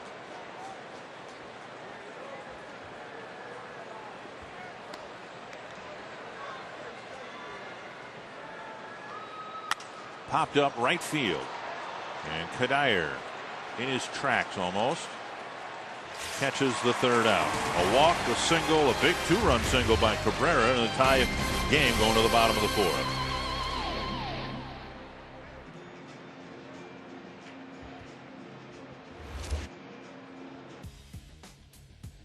I'm Ashley Russell. Join me each day for a daily dose of top sports news.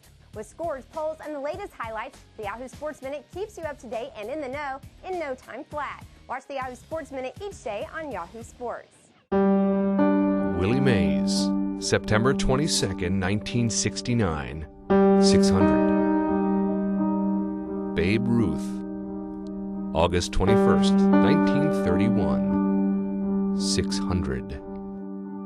Hank Aaron, April 27th, 1971, 600. Ken Griffey Jr.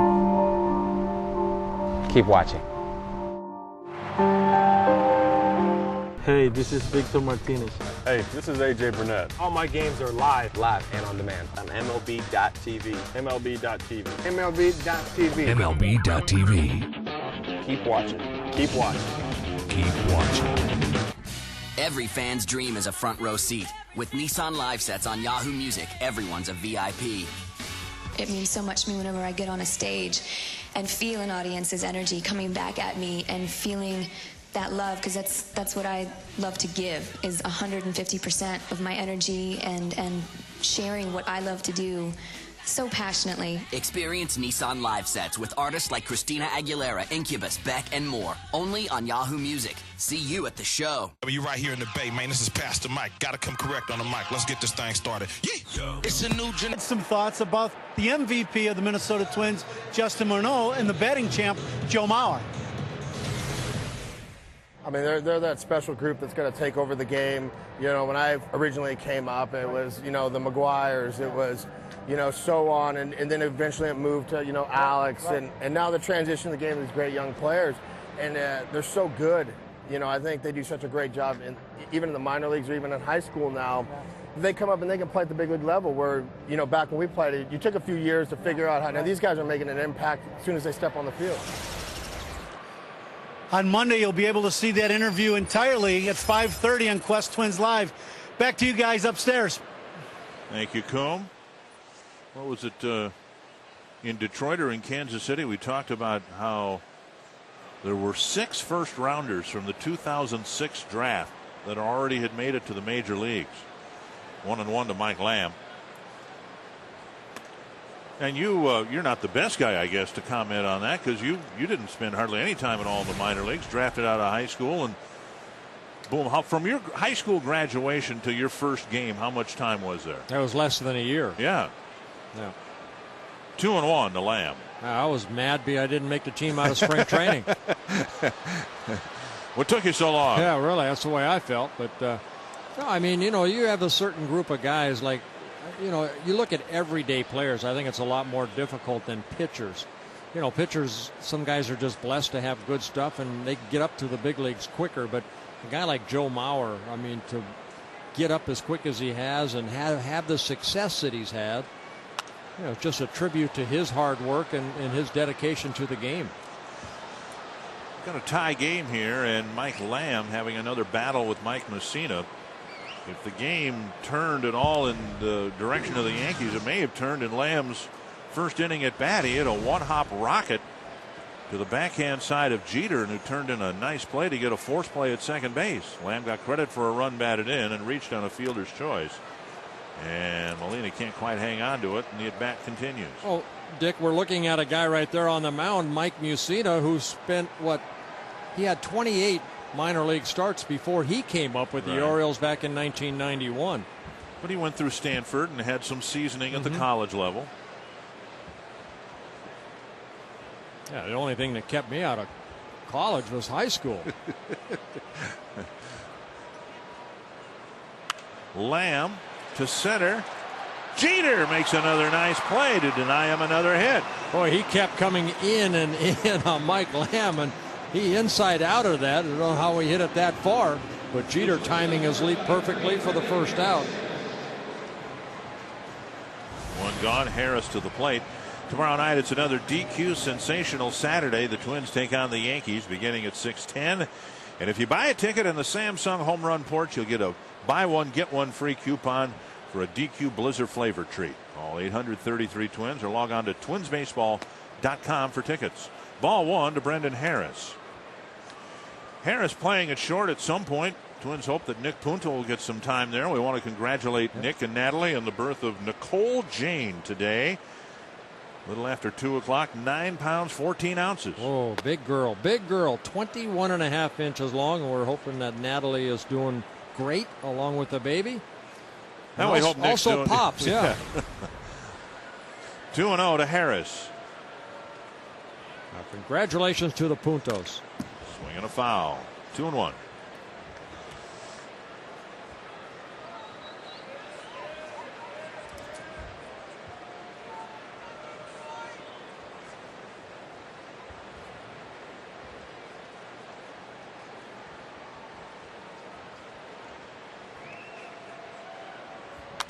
Poke foul. 2-2.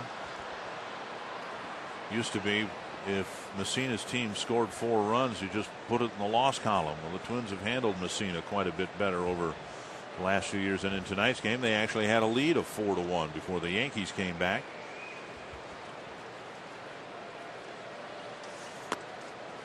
High and tight, 3-2. Twins trying to remount a rally against Messina. They forced him to work a lot in the first inning, faced 9 batters. And a line drive caught by Rodriguez.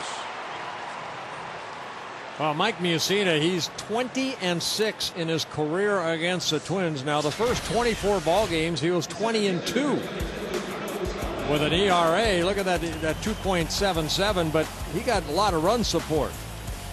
Turning point seemed to be the playoffs. Now the last 6 starts, he's 0-4 with an ERA of about 5.5, and he hasn't had a lot of run support in those 6 ball games. An average of almost just less than 2 runs per outing. So Mussina, I mean, this guy's a great pitcher. We're looking at maybe a future Hall of Famer. Twins faced the Yankees in the 2003 Division Series, and the Yankees held Mussina back to pitch against the Twins in the opening game of that series.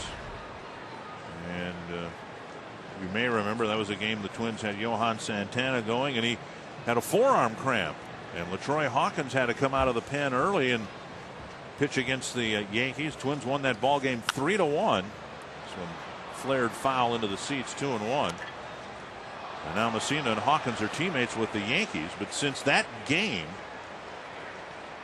the Twins have handled Mussina fairly well.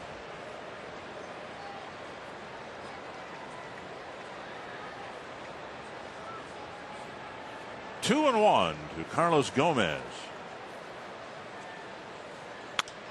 This one down the right field line, another foul ball chased by Abreu, and it's out of play. Click it or ticket. A reminder to buckle up. A text question coming from Timothy of Fergus Falls. Does Mike Mussina have Hall of Fame numbers? Well, I tell you what, I mean, I think he does. He's got numbers like Jack Morris. He has 257 career wins, only 148 losses, just over 500 career starts, 57 complete games, and he has, I believe, 23 career shutouts. Gomez hooks this one foul. 257 wins. The guy next on the list, Ted Lyons, 260. He's in the Hall of Fame. Red Faber with 254 is in the Hall of Fame. Carl Hubble, 253 in the Hall of Fame. Bob Gibson, just 251 wins, but Gibson was dominant, more dominant than Mussina's been in his time.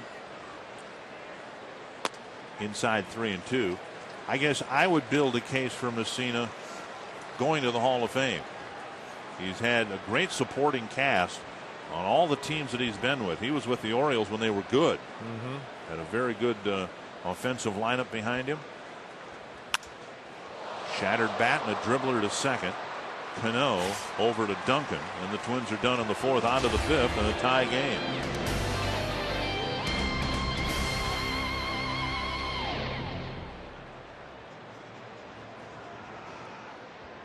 Voting is now open for the 2008 All-Star Game at Yankee Stadium. Use the ballot on MLB.com to watch video, compare stats, and vote up to 25 times.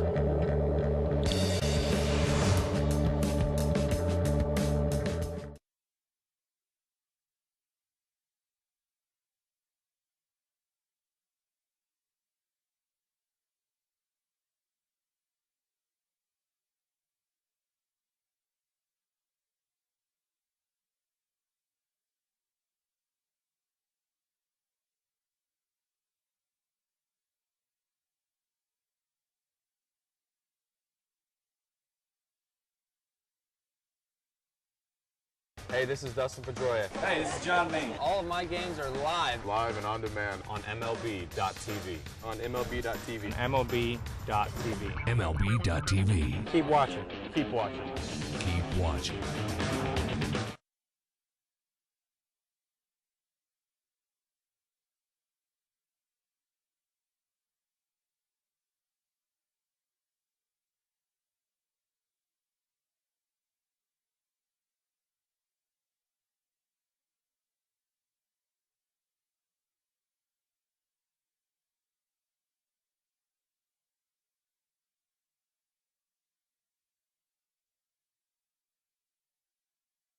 Hey, this is Phil Hughes. Hey, this is DJ Upton. And all my games are live on MLB.tv. Live and on demand on MLB.tv. MLB.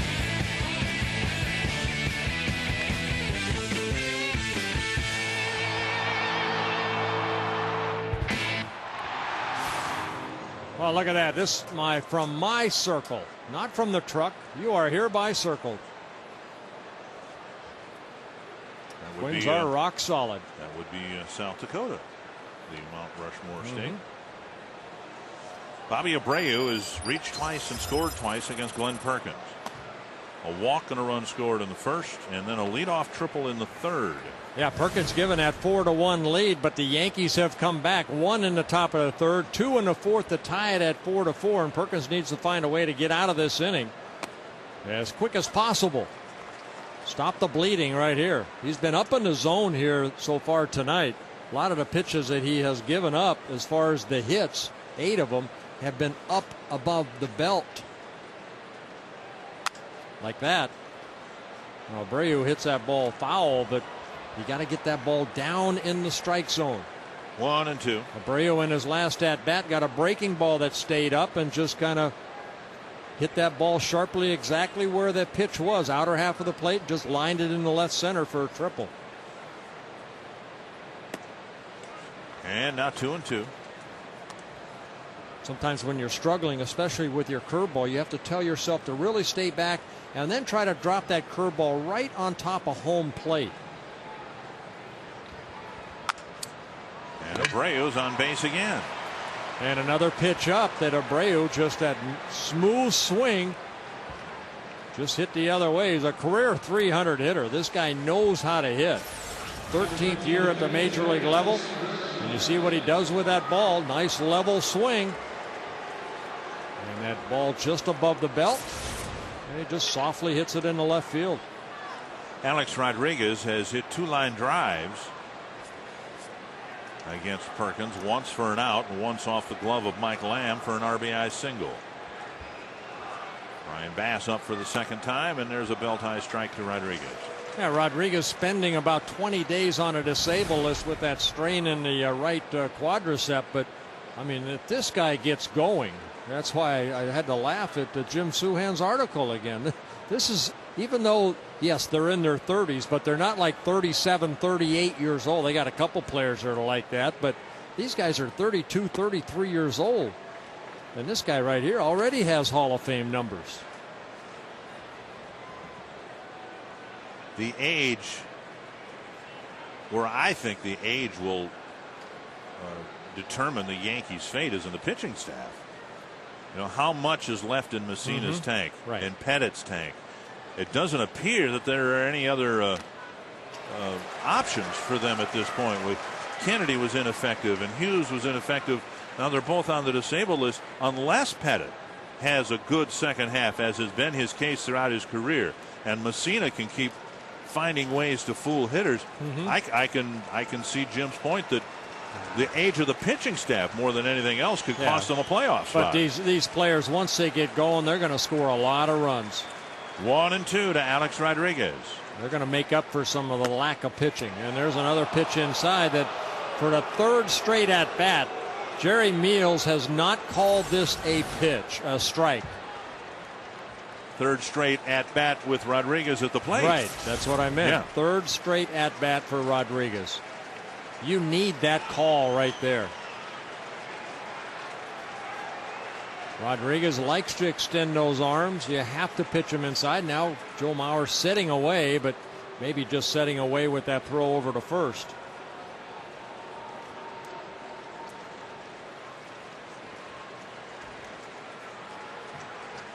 This is a reason that games, they talk about shortening the games to time. But if the umpires, their strike zone is so small, it's going to be a 3-hour ball game. Joe again sitting inside, and another throw over. Abreu stole second in the first and was leaning in that direction as Perkins threw the ball to Morneau.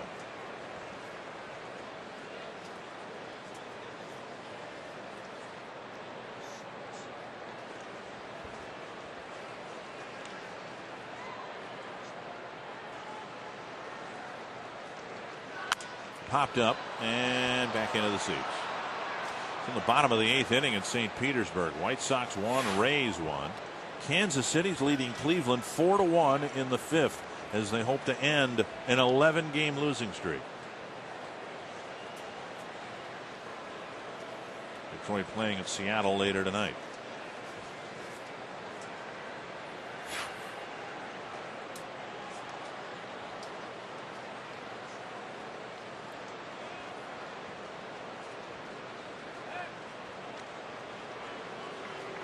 And another check of Abreu at first.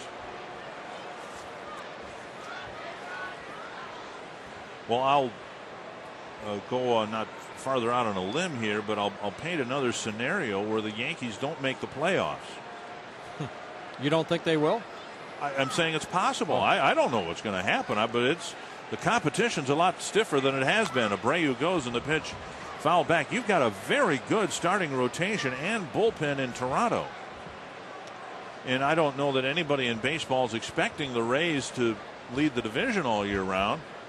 But they certainly are not going to be the pushovers they've been in the past. Oh, for sure. And Baltimore is just hanging around 500. It's a rebuilding phase for the Orioles.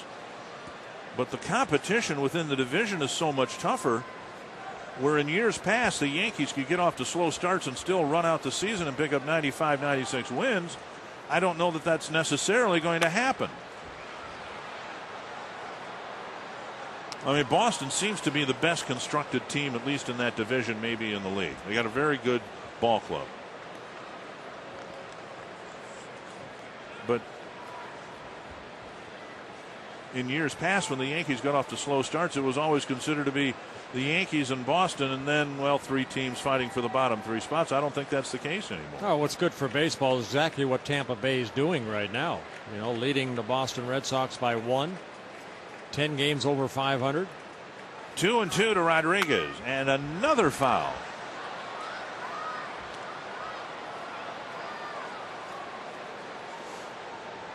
So Rodriguez now with an 8-pitch at bat here. 4 2-strike fouls.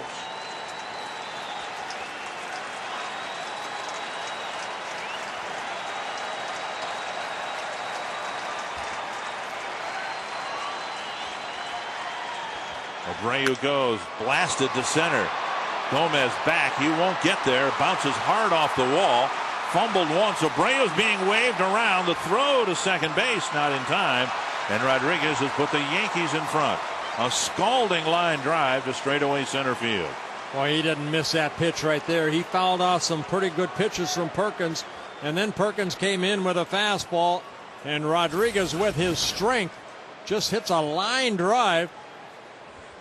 Ball about thigh high to straightaway center, driving Gomez back.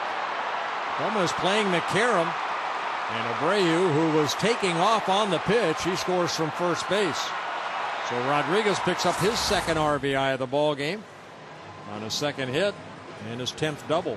And Scotty Alger comes to the mound to make a pitching change. And the Yankees leading 5-4. Nobody out and a runner at second in the 5th.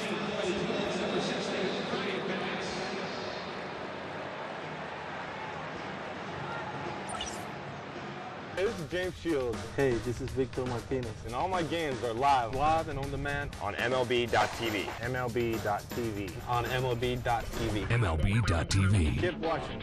Keep watching. Keep watching. Good evening, citizens of baseball. The baseball youth movement, or U-Move, has gained significant momentum with the emergence of stars so young they barely recall Star Wars, The Return of the Jedi. There is no avoiding this brave new world. We can only embrace it by watching the 2008 Major League Baseball Draft. Watch the entire draft on MLB.com. Good night and good baseball.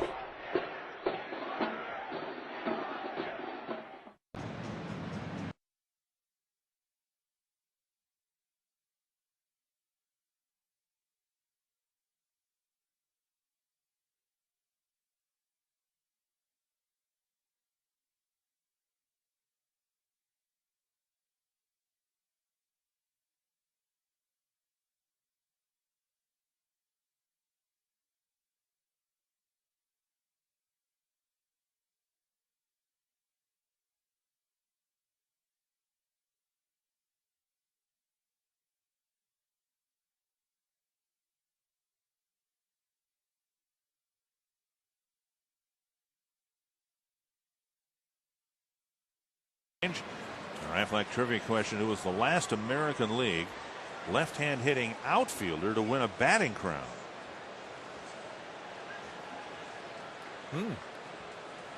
Think about that for a while. And the Twins obviously not happy with the way things were going for Glenn Perkins. They bring a right-hander in to face back-to-back left-handed hitters. Well, Brian Bass coming out of the bullpen, making his 16th appearance, and the first pitch hammered into right field. And Rodriguez held up at third.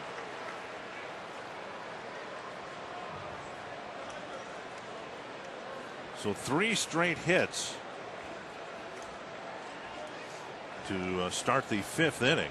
And now Giambi with runners at first and third, still nobody out. Well, the numbers on Brian Bass, 1-1 on the year.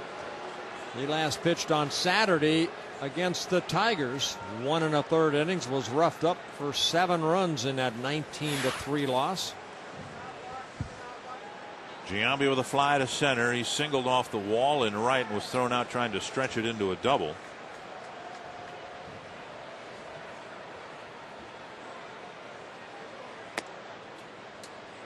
And on the inside corner, strike one.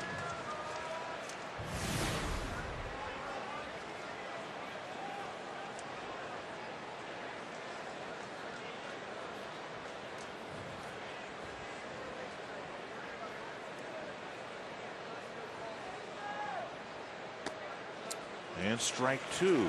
Good changeup right there. One thing we have seen from Brian Bass when he's on: good sinking fastball, good curveball. And that last pitch, the changeup.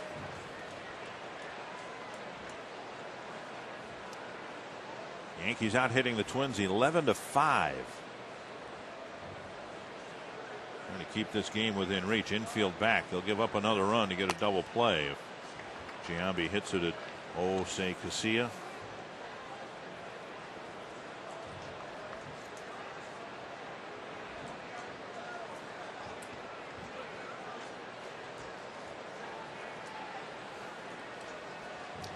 One and two.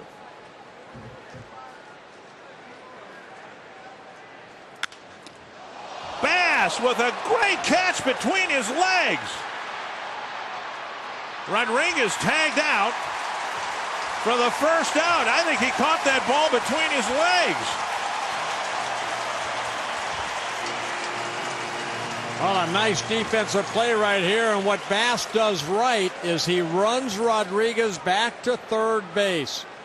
We've already seen a couple times the pitchers throwing the ball away, but Bass getting this ball between his legs and then picking up Rodriguez. Take another look at this right here. It looks like it's going up the middle, and he puts down the glove and says thank you very much.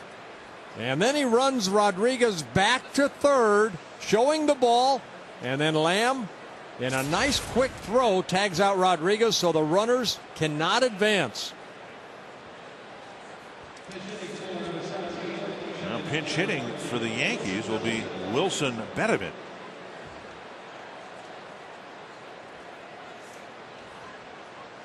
Duncan a right-handed hitter and Betemit a lefty, obviously. Betemit actually a switch hitter. As a left-hander, hitting .286, as a right-hander, 300, .290 on the year. So Bass got one ground ball. It was a hard one, and it nearly went up the middle for a base hit. And he got the lead runner. And if he can get another ground ball here, keep this a one-run ball game, that will be an inning's worth of a job well done. I remember in the 80s, Frank Viola did that. A ball hit back up the middle and just kind of threw his glove behind him, and the ball went right into the glove. How do you keep a straight face when that happens? One strike to Betemit. Frankie Viola never had a straight face. Always had a smile.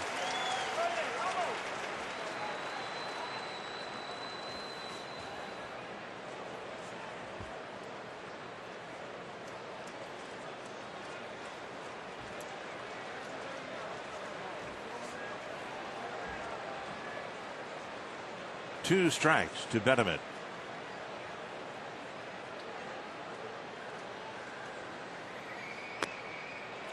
Just off the plate. Twins sent down Bobby Korecki to make room for their new left-handed pitcher, Craig Breslow. Breslow's here, ready to go. And Bass kept over Korecki because of situations like this where the Twins might need a pitcher to go 3 innings or so.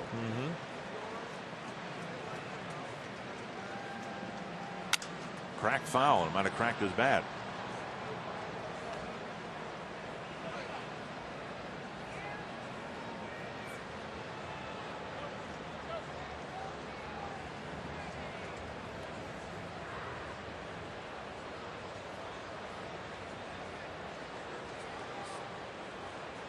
Tonight's game on FSN North is also being presented in high definition. And for a complete listing of FSN North HD cable providers, go to foxsports.com, keyword North.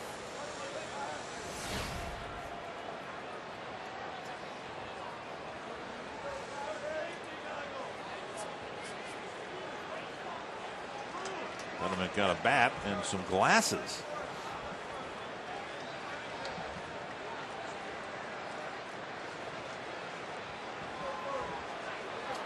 One and two to Betterman. Called, third strike, out number 2. That's the same pitch that Mike Mussina has used in this ball game so far to pick up a couple of his strikeouts. Good two-seam fastball, starts inner half of the plate, and look at the movement right there. And a big strikeout right there. Cano will hit. Ron Coomer, you ever wear glasses when you were hitting? I have, but usually when I was outside, guys, I watched him take PP all day, and he wore prescription glasses. I think Joe caught him off guard, and he went up there with no glasses on. Didn't help him. Morneau gets the ground ball. Bass covers, and a fine job by Brian Bass. The Yankees get one, but it could have been a much rougher inning for the Twins and Glenn Perkins.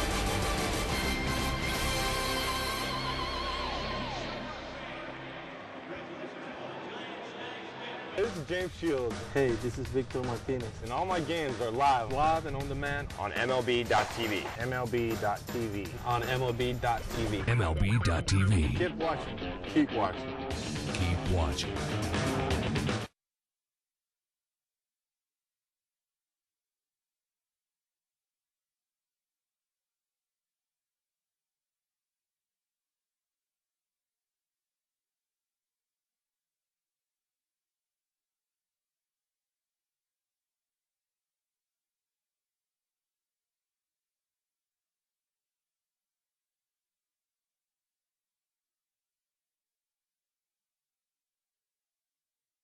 Hey, this is BJ Ron. Hey, this is Justin Morneau. And all my games are live and on demand on MLB.tv. MLB.tv. MLB.tv. MLB.tv. Keep watching.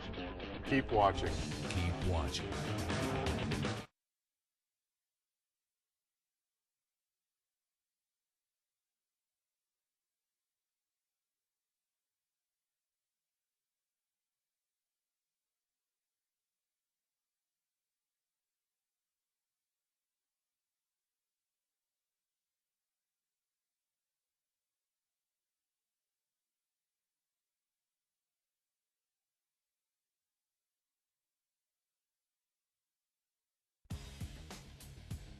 I'm Ashley Russell. Join me each day for a day. Time now for a Dodge game break. Best hitter in baseball, Chipper Jones, having a tough time against Edinson Volquez. It's 2-2, top of the 9th inning. Volquez has won a couple of battles against Chipper Jones, going into the game hitting .420. How'd you like to be Lance Berkman? You're hitting .384 and you're not within range of the batting lead. Benji Molina having a great year with the Giants at .333. Jose behind the plate catching Mike Mussina, who's righted the ship after a rough first inning. 81 pitches in the first 4 innings for Mussina, but he's retired the last 8 straight batters he has faced. First pitch to Alexi Casilla. Outside, ball 1. Casilla's 2 for 2 tonight. He was 1 for 1 against Mussina last year, so he's perfect. 3 for 3 against Mussina. Fastball and a strike.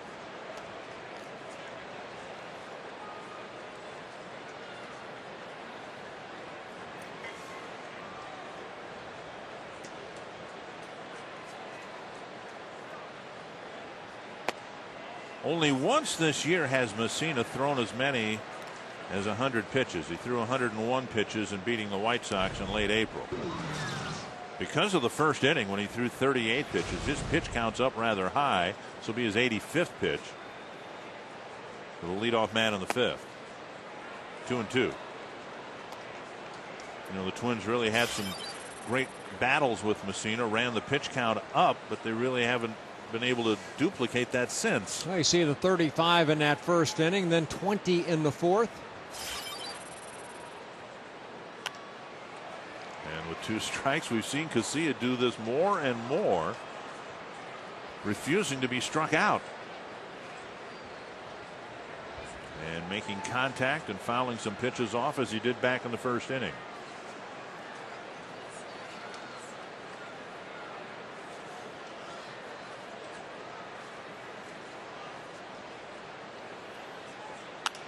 Now pop up down the left field line. Mitsui crossing the line, making a nice running catch. 1 down, and let's go find Telly Hughes in the Minnesota Lottery winner's circle. Hey guys, that section will be 224 tonight, upper deck. I'm joined by Stan in the Minnesota State Lottery winner's circle. And Stan, how long did it take to make this sign tonight? You know, my daughter and her fiance made it today.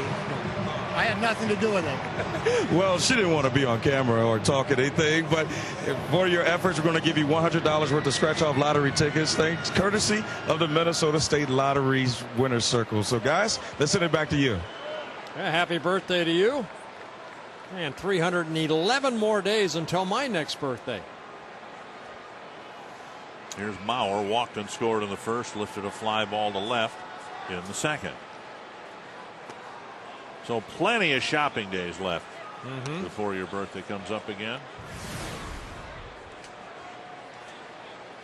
How about if I just get you a coupon for a gallon of gas? By the time your birthday rolls around, that'll be worth $20 at least.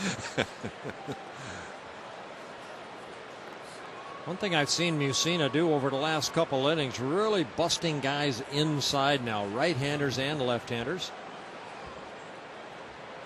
First pitch to Joe Mauer inside. Threw about 3 of them to Casilla. Now Molina sitting down and away. And Mauer lifts it foul down by the Twins bullpen. 1-1. As you get older in the game of baseball, you have to adjust the stuff that you're given. Messina, when he first came up with the Orioles in 1991, he got 12 starts. He started the season in AAA. His first full season, he won 18 ball games. Won 18-5 with the Orioles with a 2.54 ERA. He's never won 20, but he's won 19 twice. High fly to deep center. Cabrera going back for the catch out number 2. You can submit a question to us online if you'd like at carsoup.com/baseball. Mike Thomas from Hugo, Minnesota. Wondering now that Delman Young's consecutive streak is over, which Twin has the longest? I think we're looking at him right there. Yeah. Justin Morneau, who's been at first base almost exclusively, occasionally will get a start as a designated hitter. And he takes outside, ball 1.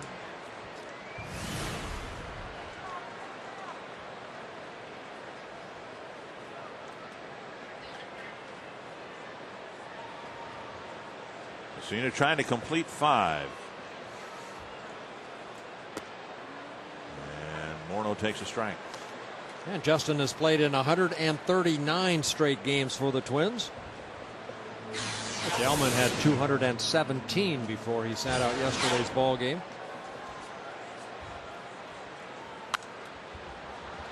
As admirable as the Ripken streak was, it never will be broken, you wouldn't think. No one thought Gehrig's streak would be broken, but, you know, did the Orioles do the right thing by having him play all those games? Would he have been an even more productive player if he'd have taken a game off a couple of times a year? 1-2 to Morneau. I think he did pretty good. And he got a piece of it.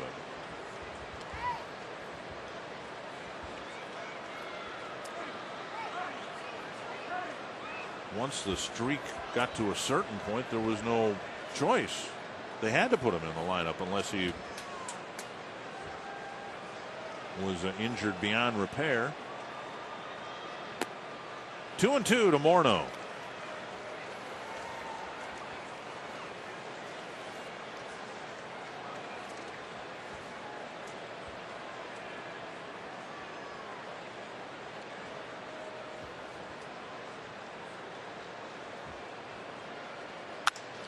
And Morneau lines one to left. His first hit of the ball game, and that'll get Kadire to the plate with 2 out and 1 on. Well, Mussina kept busting Morneau in, and Justin finally made the adjustment and just got a pitch that came back over the plate and just lined it into left field. For the Twins, their 6th hit of the ball game. Justin's first. And the first hit for the Twins since the 2nd inning, the double by Casilla. Kadire singled in a run in the first and then went down swinging, leading off the 3rd. Twins with 6 hits, Yankees with 11.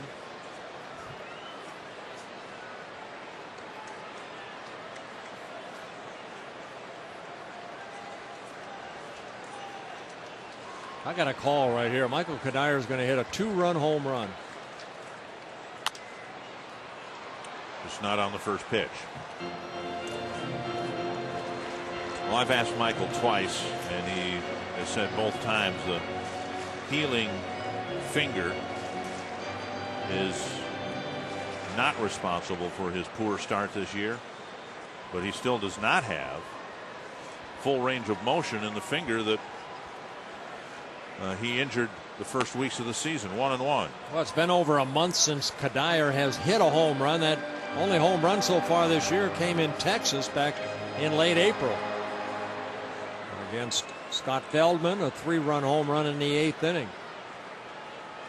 Rays have just beaten the White Sox 2-1 on a Cliff Floyd home run. So the Twins have a chance to cut the White Sox lead in half in the division if they can come back and win this game.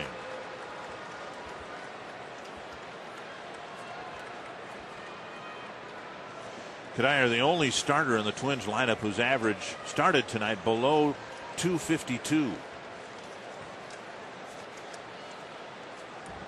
2-1 to Kadire. And there's the outside corner, 2-2. It's one of the reasons the Twins lineup has been so much more productive. There is more balance now, top to bottom. It seemed like in April, if Morneau wasn't driving them in, they weren't scoring. But now you've got some guys at the top of the lineup getting on base, high average, and even the bottom of the lineup now with Lamb and Harris picking it up a little bit. 2-2 to Kadire. Just off the plate, and with 2 outs now, Morneau will be able to leave early from first. Oh, good take right there by Kadire. Benjamin is still in the game at first base. And he will stay at the bag with Morneau.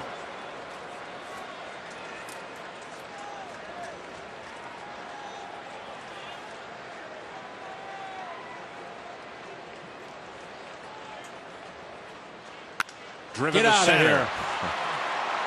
That ball is caught in center field by Cabrera. Kadire hit it on the button, but not enough loft.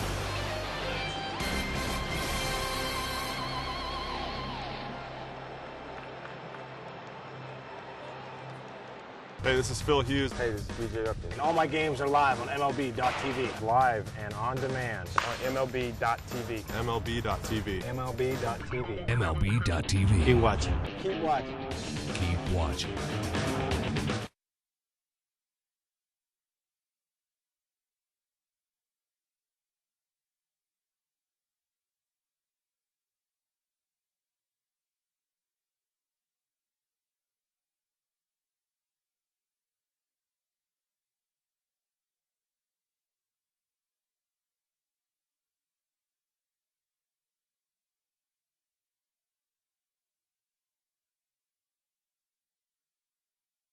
Hey, this is James Shields. Hey, this is Victor Martinez. And all my games are live and on demand on MLB.tv. MLB.tv. On MLB.tv. MLB.tv. Keep watching. Keep watching. Keep Keep watching.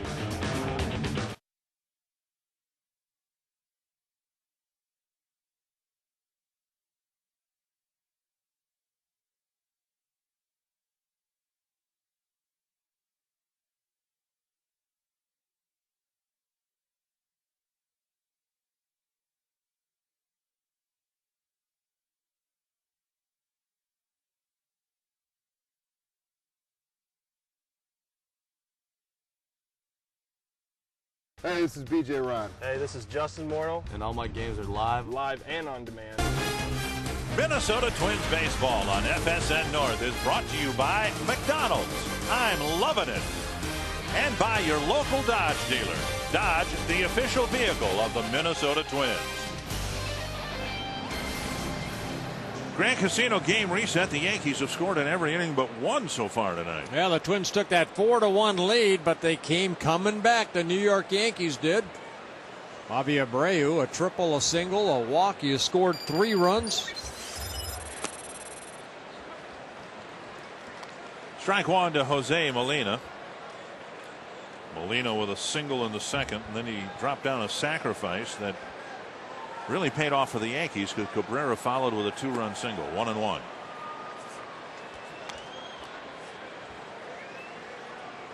Bass came into the game in a tough spot.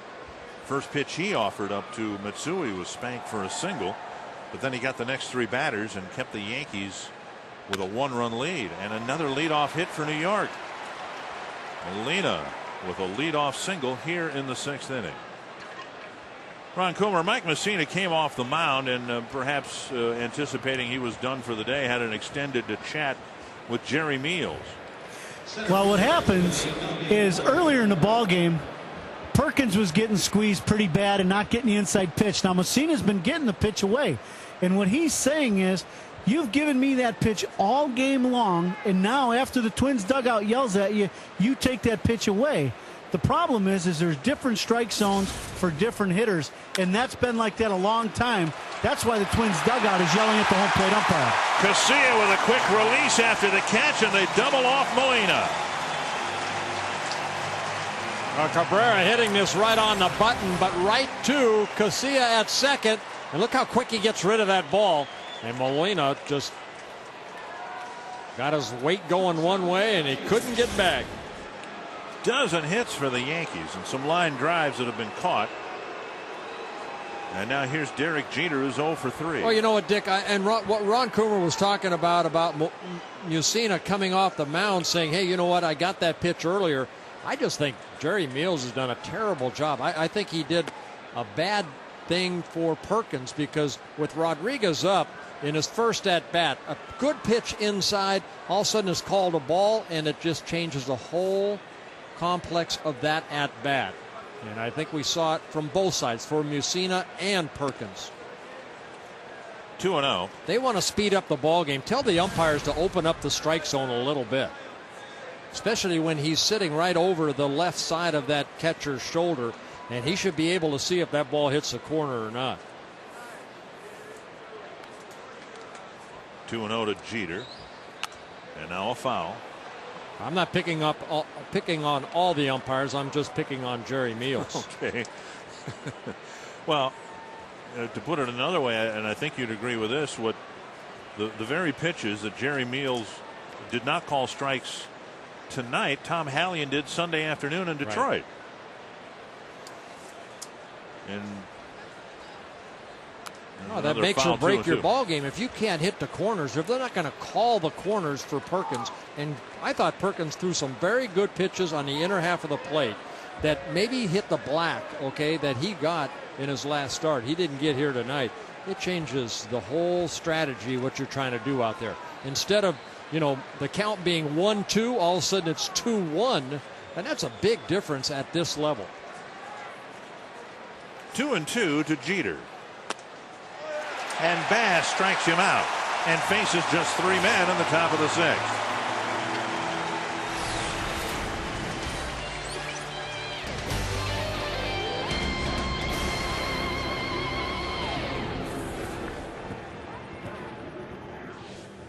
Voting is now open for the 2008 All-Star Game at Yankee Stadium. Use the ballot on MLB.com to watch video, compare stats, and vote up to 25 times.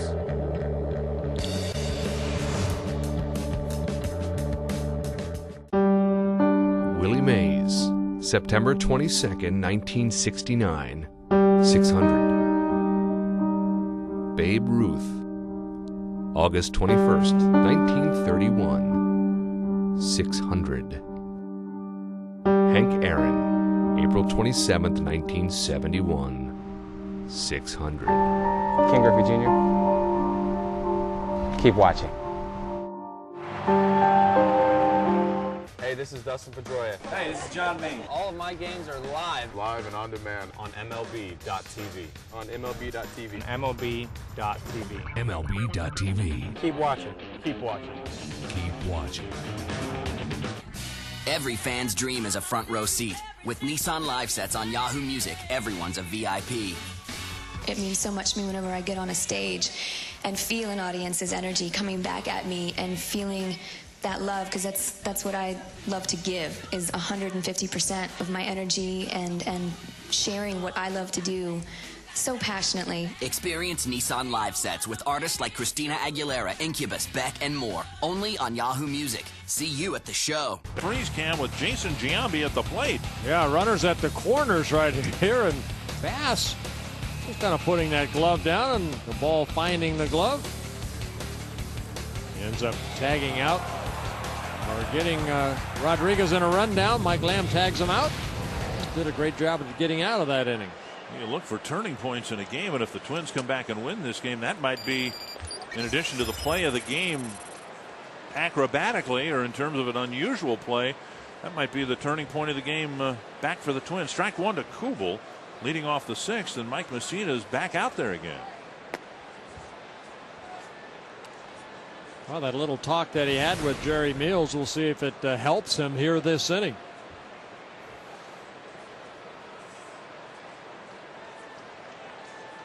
Kubel dribbles it up the line, and a foul ball. 1-2.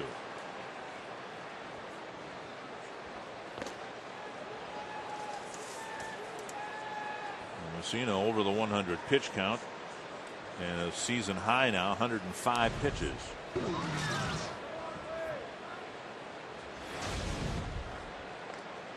Pitching with an extra day of rest. Well, I think the only inning that he really had a lot of trouble was that first inning. Other than that, he retired 10 straight from the second to the fifth inning. So a lot of those pitches were not under duress as far as, guys on base a lot.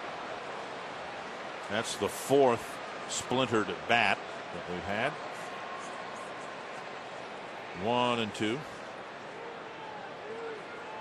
And again, half that bat will go to the Roseville Twins Pro Shop. The other half will be in Minnetonka. Well, there's a reason that Mike Mussina has been able to pitch as long as he has. It's because of his delivery. He does a good job of getting to the balance point. Has a very good follow through. Doesn't put a lot of stress on that arm. Has hardly spent any time on a disable list.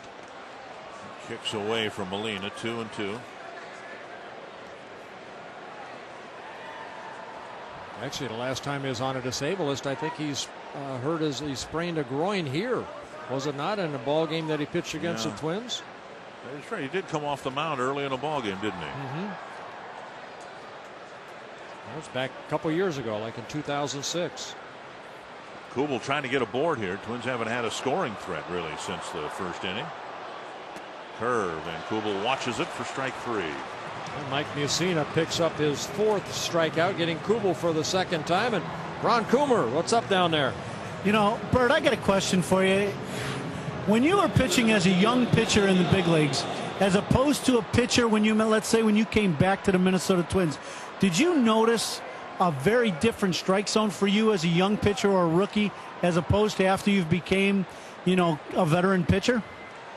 I think sitting up here and watching these umpires nowadays, I think the strike zone has really gotten smaller. High fly ball left field. And Matsui with the catch. Young quickly retired. Now Jerry Meals is behind the plate here tonight. He may not be behind the plate in any more of Mike Mussina's starts this year. That's where the umpires now, they rotate. Used to be American League umpires and National League umpires had their own group of guys. But now with everybody rotating, Jerry Meals may get Mike Mussina one time. I knew I was going to get Larry Barnett 3 or 4 times throughout the season. I knew I was going to get, Richie Garcia from time to time. I kind of knew what their strike zone was. I don't think, Jerry Meals may have never been behind a plate for Mussina before. Lamb with a high fly to right, and Abreu waits, and Mussina completes 6 innings, and he does so with the lead. Alex Rodriguez will bat second when the Yankees hit in the 7th.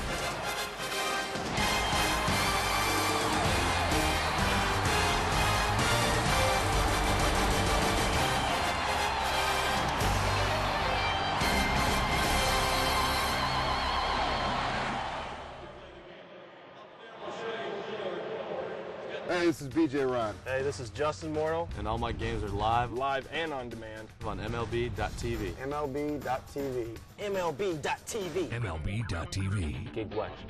Keep watching. Keep watching. Stay on top of all the NBA playoff action with Yahoo Sports. Watch thrilling up-to-the-minute highlights. Go behind the scenes. You have a chance to put a team away in a game, you got to do it, especially in the playoffs. And get expert analysis. This is a huge series right here because these are 2 teams that if they get by each other have a legitimate shot to win it all. This spring, don't miss your shot to stay up to date with daily coverage of the NBA playoffs on Yahoo Sports.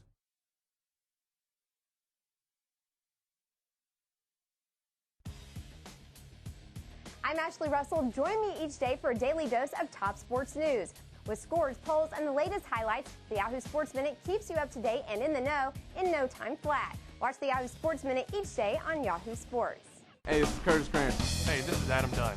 Check out the shop on MLB.com. Check out the shop on MLB.com. For all your Dodger gear. For all your Red Sox gear. All your Yankees gear. All your Blue Jay gear. Your Cincinnati Reds gear. For all your Twins gear. Visit the official online shop of Major League Baseball at MLB.com. Browse the largest selection of authentic team gear, including clubhouse caps and t-shirts, jerseys, collectibles, and more. Get your team gear straight from the source. Shop the MLB.com shop today. Hey, this is Victor Martinez. With the Yankees up a run. Well, the Twins scored 4 in the bottom of the first inning, took a 4-1 lead. 3 straight RBI singles by the Twins, but the Yankees came back. Rodriguez with a couple RBIs in a ball game, one on a single, one on a double. Bobby Abreu scored 3 of the 5 runs for the Yankees. He'll lead off the 7th here. The Twins had a 4-1 lead going into the 3rd, and in every inning from the 3rd inning on, the Yankees have gotten their leadoff man on, and 3 times that leadoff man has scored. And now a fastball on the outside corner, and it's 0-2 to Abreu.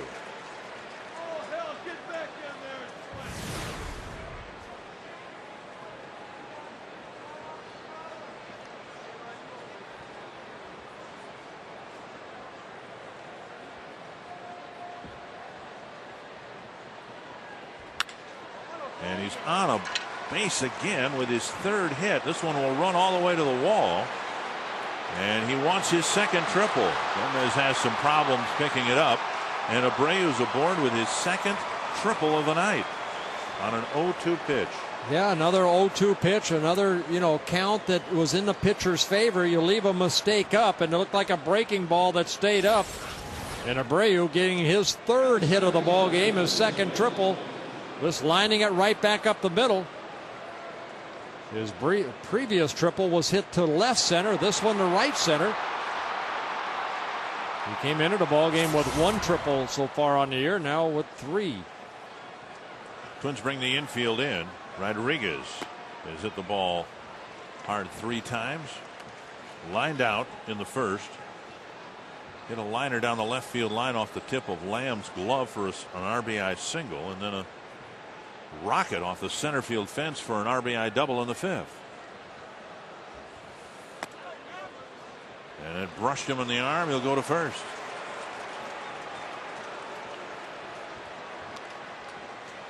Hideki Matsui will hit. And he's got a couple of hits tonight. Last outfielder left-hand hitting outfielder to win a batting title. Did Freddie Lynn win? No, he won the Rookie of the Year and MVP. It wasn't Oliva, was it? No, it wasn't. Oh, how could we forget about Ichiro? But neither Tony nor Ichiro were born in this country. No, they were not. Bass running into some trouble here in the 7th inning, and with left-hand hitting Matsui and Giambi up next, Bass will come out, and Dennis Reyes will come in.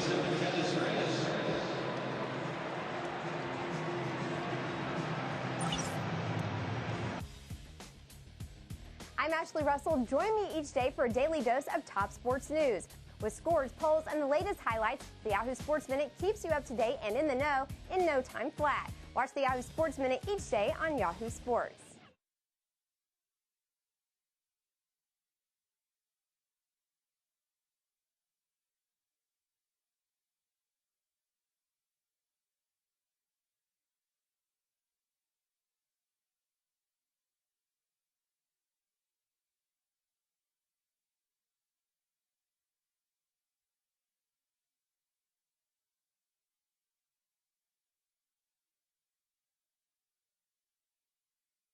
Hey, this is Victor Martinez. Hey, this is AJ Burnett. All my games are live and on demand on MLB.tv. MLB.tv. MLB.tv. MLB.tv. Keep watching. Keep watching. Keep watching.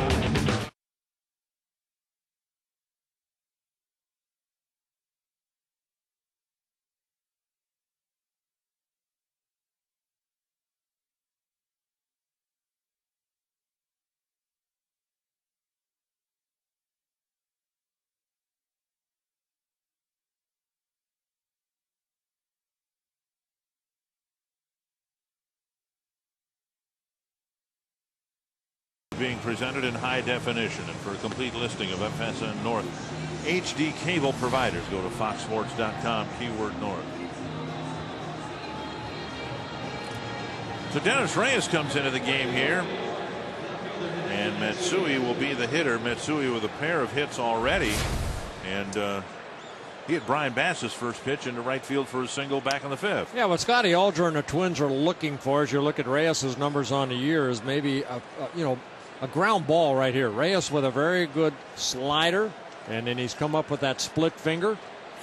And let's see how he goes about his business trying to get Matsui maybe to hit a ground ball or maybe popping up a ball. See the infield in. And that's knocked down by Harris, but it'll be an infield hit. A run will score, and again Matsui, after the pitching change, jumps all over the first pitch. The Yankees lead by 2. Well, Matsui picking up his 3rd hit of the ball game, his 2nd RBI. Just jumped on that first pitch from Reyes, and it hit the mound and then maybe deflected away. Watch this ball hit the mound right there, and Harris dives for it and kind of overdove for it as the ball kind of ran up his arm. But Abreu scores for the 4th time in a ball game. And now Giambi. Swinging a foul. The Twins need to get some outs here. The Yankees have had their leadoff man on in the last 5 innings, and 4 times that leadoff man has scored. 14 hits for the Yankees, just 6 for the Twins, but the Yankees only lead by 2 runs. Well, you think these old guys would give up or get tired or something. Swing and a miss, 0-2. Oh, there's a good slider right there by Reyes. Well, the Yankees know that the Rays won today, so they need to win here to stay 5.5 games back. Well, Yankees looking at one thing first, get back to 500 and then move up. And right now, coming into the ball game, 1 game under 500.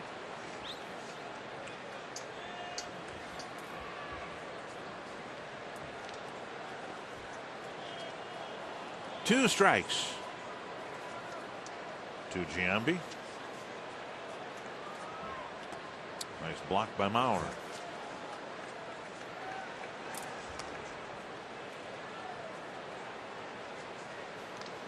These two teams met 7 times last year. The Yankees winning 5 of the 7. See Reyes's numbers, righty versus lefty. And the Twins adding another left-hander to the mix. Jesse Crain, a righty, warming up.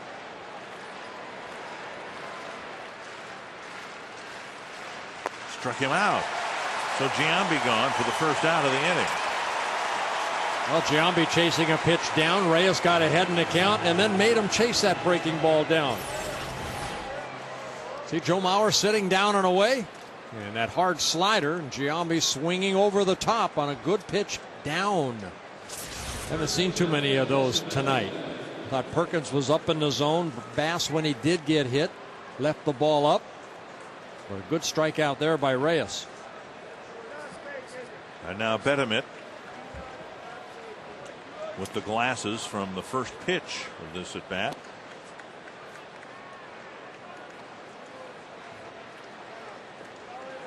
Remember in Kansas City we saw Tony Pena Jr. wearing glasses. He's adjusting to it, and I talked with Tony Sr. a little bit about that today, and he says he thinks one of the problems that Jr. has had is looking through the glasses sideways and not squaring his head. Here's a lead runner going to third.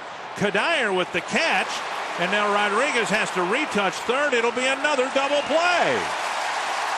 Rodriguez on his own took off for third, and the Yankees run themselves out of a bigger inning in the seventh.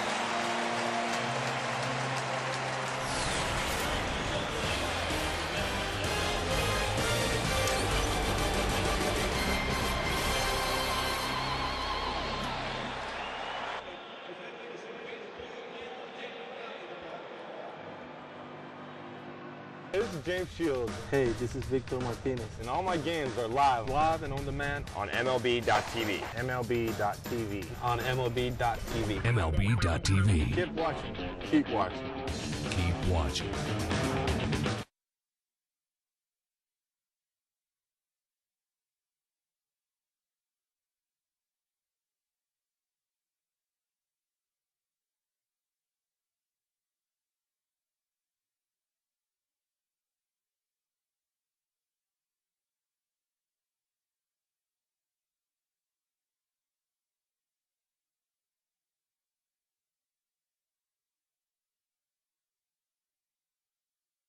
Hey, this is BJ Ron. Hey, this is Justin Morneau. And all my games are live and on demand on MLB.tv. MLB.tv. MLB.tv. MLB.tv. Keep watching.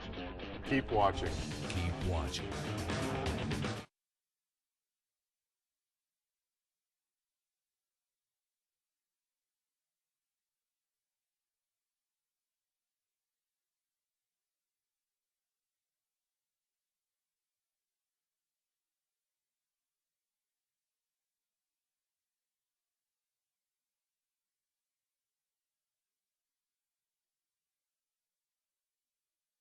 Baseball on FSN North is brought to you by Rico.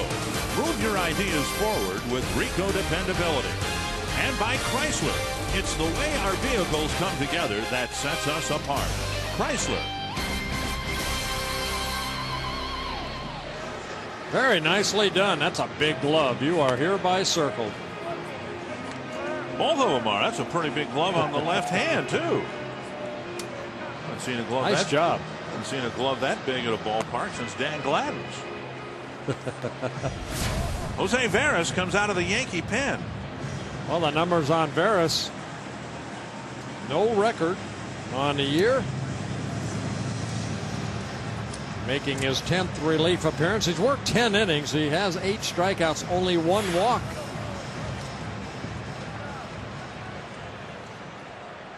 Yankees have had line drives all over this joint tonight, but the Twins are only 2 runs down. Harris will lead things off. The Twins weren't able to mount another threat against Messina since their 4-run first inning. And Harris takes high, ball 1. Harris, Gomez, and Casilla. The Twins weren't able to send as much as a 5th batter to the plate in an inning after the 9-batter first inning. 1-0 to Harris.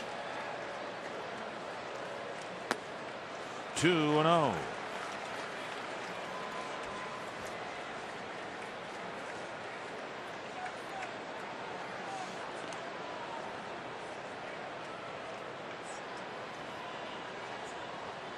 Well, Veras, you see that hard throwing right-hander up and down the last couple of years with the Yankees. 2-1 as the Yankees transition Jabba Chamberlain out of this role and into a starter's role. Edward Ramirez warming up. They're going to rely very heavily on the likes of Ramirez and Veras to pitch effectively, and LaTroy Hawkins as well. 3-1. When the Yankees were good, when they were dominant, a 2-run lead in the 7th inning almost meant a sure Yankee win. That has not been the case. And there's ball 4 to Harris. Getting it to Rivera, such a key part of the Yankees' success. He's still very good as he ever was. But this is the point of the game that the Yankees might be a little vulnerable. Want to get real-time video highlights of your favorite team sent straight to your phone? Text Twins Alerts to MLBGO 65246 on your AT&T wireless phone and sign up for video alerts. And you look at the numbers. Ohlendorf has struggled. Hawkins has struggled. Farnsworth has been okay.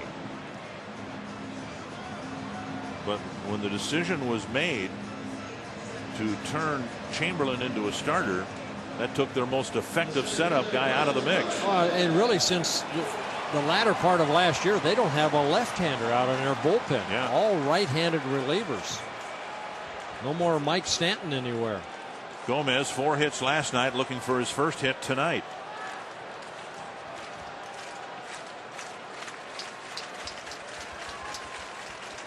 Outside, ball 1. Veras, in his earlier appearances, 9 of them, as I think you saw, had just 1 walk in 10 innings, and he walked the leadoff man here in the 7th.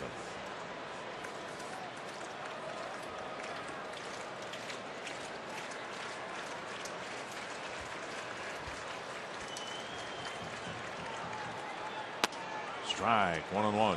Well, Mike Mussina worked the first 6 innings after giving up 4 runs in the first. He put zeros on the board just like a veteran would. 2 of the 4 runs unearned. No walks for Mussina in the 6 innings he worked with 4 strikeouts. 1-1 to Gomez. Bluffing a bunt, 2-1.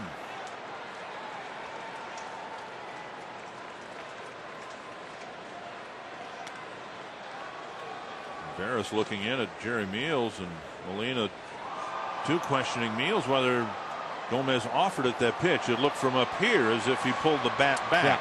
Yeah, the big sweeping breaking ball. We'll take a look at it right here. He follows that ball. Keep the barrel back like he did.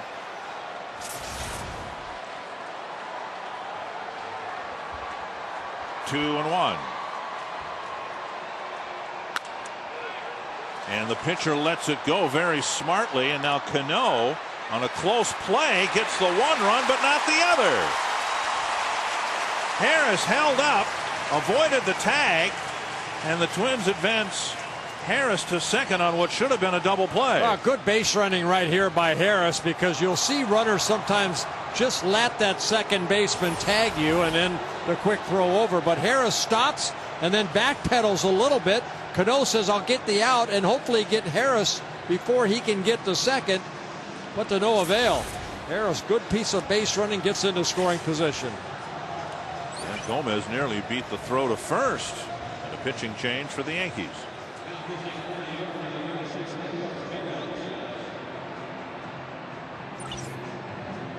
Hey, this is Victor Martinez. Hey, this is AJ Burnett. All my games are live and on demand on MLB.tv. MLB.tv. MLB.tv. MLB.tv. Keep watching. Keep watching. Keep watching.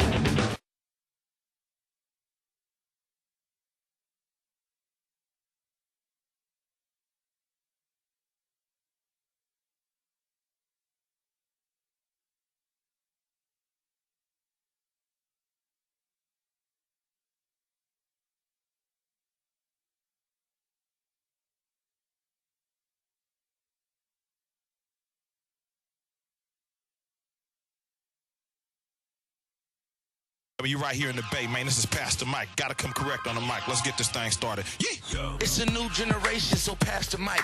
Pepsi can't left me, better pass it right. I ain't tripping, we independent. We out the trunk, dog, and let me pass this mic. We gotta get it on. Get on the mic with Mike Pass, only at Pepsi Smash on Yahoo Music.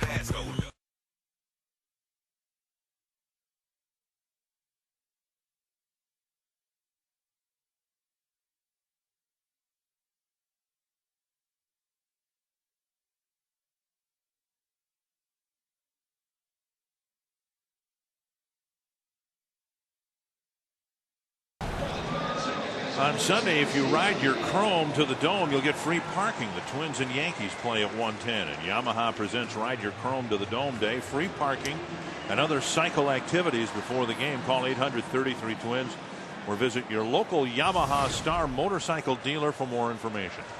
There you go. You are hereby circled. Are you the answer to that? Yes, I did. 1977. On this date? No, September 22nd. Oh, okay. Here's Casilla with Harris at second and one away. And Casilla takes a strike on the outside corner. Ramirez has been very good for the Yankees since being called up. He started the season with the Yankees, then sent down in early April, then called right back up. Young man has a good fastball, split finger, and a slider. Ramirez in his second season with the Yankees. Made 21 relief appearances last year. To short right center field. And Cabrera with the catch right in front of Abreu. Right next to him, 2 down. And now the Twins need a 2-out hit from Mauer. Cabrera right there, the center fielder, calling his right fielder off, saying, hey, I'm in charge out here. Abreu saying, I've got it, but Cabrera. Center fielders are the captains out there, ends up taking it, having some words with his right fielder. I was saying, you've done enough tonight. Been on base 4 times, scored 4 runs. Well, here's Mauer. The answer to the trivia question on the sign was Dennis Eckersley. Back when he was a starter and a very good one. It's with the Cleveland Indians then. Pitched a no-hitter on this date in 1977. Here's Mauer. And an off-speed pitch over for a strike. Joe walked and scored in the first and a couple of outfield flies since. Twins need to cut the Yankee lead in half if they can here. Without the benefit of a hit, they've had a runner in scoring position.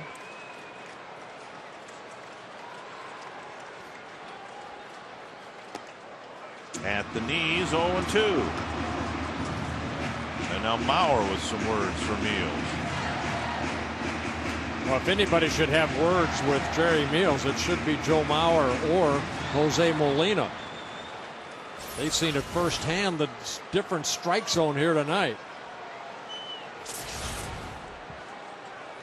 0-2 to Mauer. Lifted to short left. And an easy play for Matsui. Twins get a walk. Leave a runner at second. It's a 2-run Yankee lead. And you're watching the Twins Yankees on FSN North.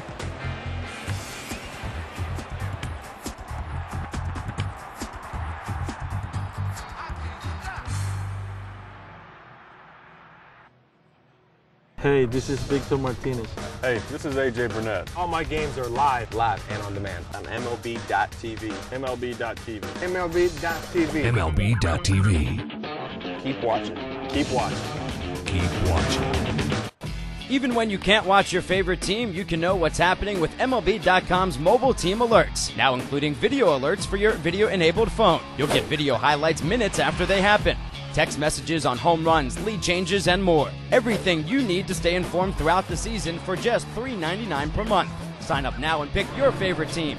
Text MLB to 65246. For complete details, go to MLB.com/mobile. You right right here in the Bay, man. This is Pastor Mike. Gotta come correct on the mic. Let's get this thing started. Yeah. It's a new generation, so pass the mic. Pepsi can't left me, better pass it right. I ain't tripping, we independent. We out the trunk, dog, and let me pass this mic. We gotta get it on. Get on the mic with Mike Pass, only at Pepsi Smash on Yahoo Music. Welcome to the new and improved MLB.com. Experience the game like never before with MLB.com's Game Day. Real-time pitch type and in-game video highlights moments after they happen. Have those same highlights sent straight to your video-enabled phone with MLB.com's mobile team alert. And if you can't get to the game, watch every out-of-market game this season live with high-quality streaming video exclusively on MLB.tv. Only on MLB.com, where baseball is always on. Voting is now open for the 2008 All-Star Game at Yankee Stadium. Use the ballot on MLB.com to watch video comparison. That ball with 108 stitches in it.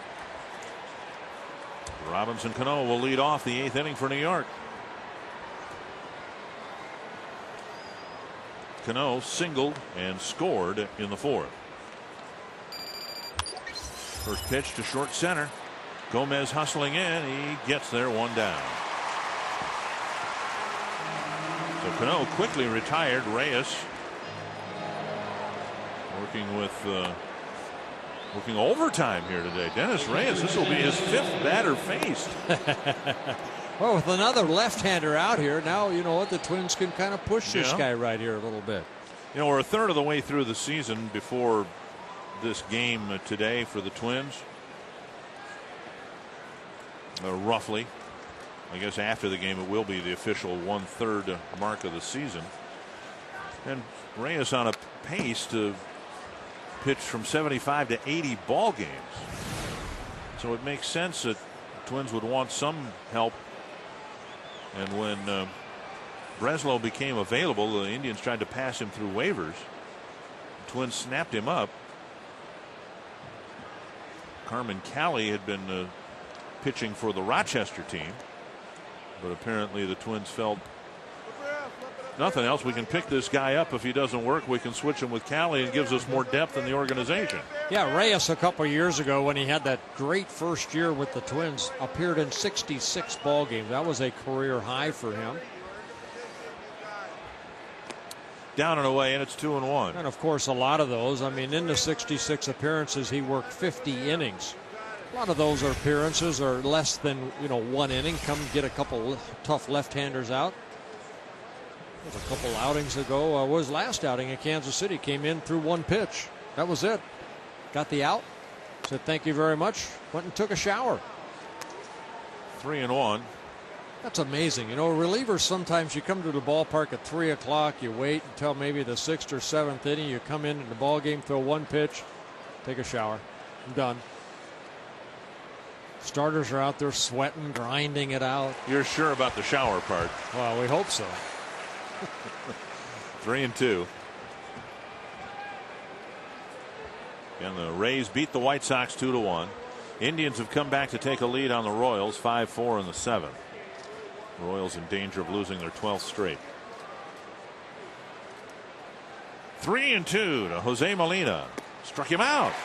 So Reyes gets a couple of quick outs here in the 8th inning. That's second strikeout for Reyes in relief. Twins baseball is always a great family affair, and you can always take advantage of the Lifetime Fitness family section when the Twins host the Yankees for just $18.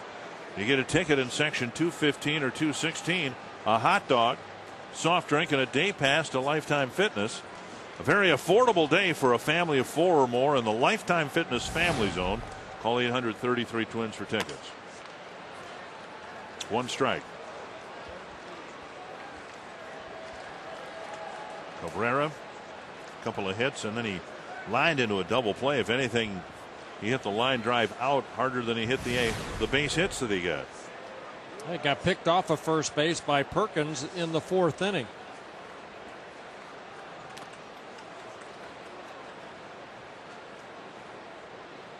One and one. Kyle Farnsworth starting to get loose down in the Yankee pen.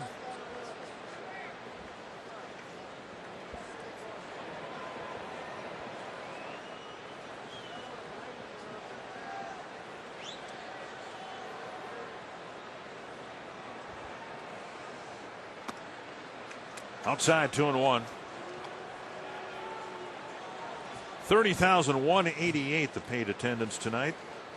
Twins hope to have crowds of around 30,000 for all four games of this series.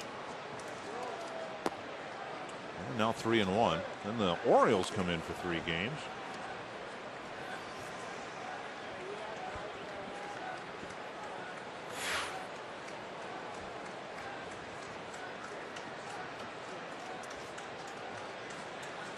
Reyes has faced 5 men and gotten 5 outs so far. Lamb with a great stop behind the bag from his knees. He throws, but Cabrera with a head first slide gets a 2-out single. Yeah, Cabrera very quick getting down that line. Great effort right here by Mike Lamb. He knew who was running, and he knew he had to get rid of it quickly, and it was from his knees. But Cabrera just beats it out for his 3rd hit of the ball game. Scotty Alger trots to the mound to replace Dennis Reyes with Matt Guerrero with 2 gone in the 8th inning.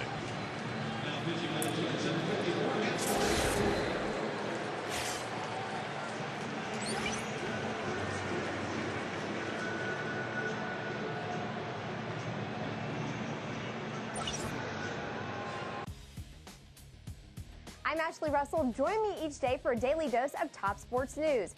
With scores, polls, and the latest highlights, the Yahoo Sports Minute keeps you up to date and in the know in no time flat. Watch the Yahoo Sports Minute each day on Yahoo Sports.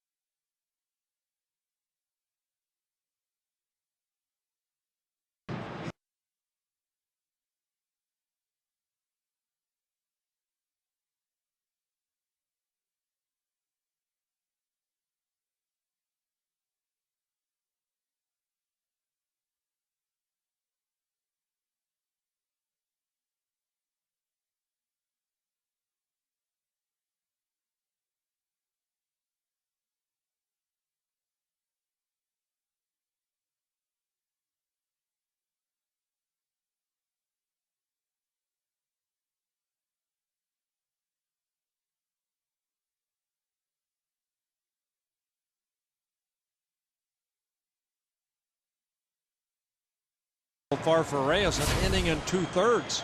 See if Matt Guerrero can get out of this inning, making his 25th relief appearance. His last appearance on Tuesday, where he picked up his 3rd major league save in that Twins 4-3 win over the Royals and went 12 innings.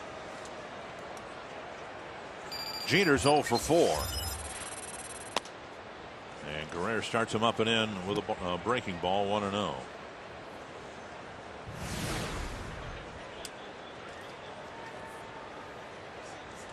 Brian Bass struck him out in the 6th.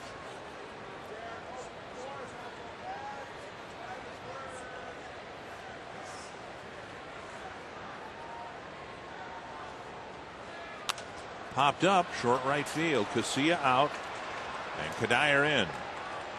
Inning over, bottom of the 8th. It's a 2-run game, and Justin Morneau will lead things off for the Twins.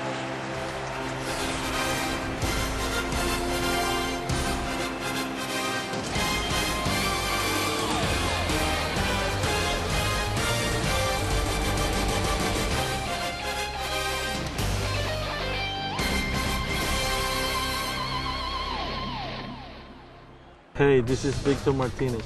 Hey, this is AJ Burnett. All my games are live and on demand on MLB.tv. MLB.tv. MLB.tv. MLB.tv. Keep watching. Keep watching. Keep watching.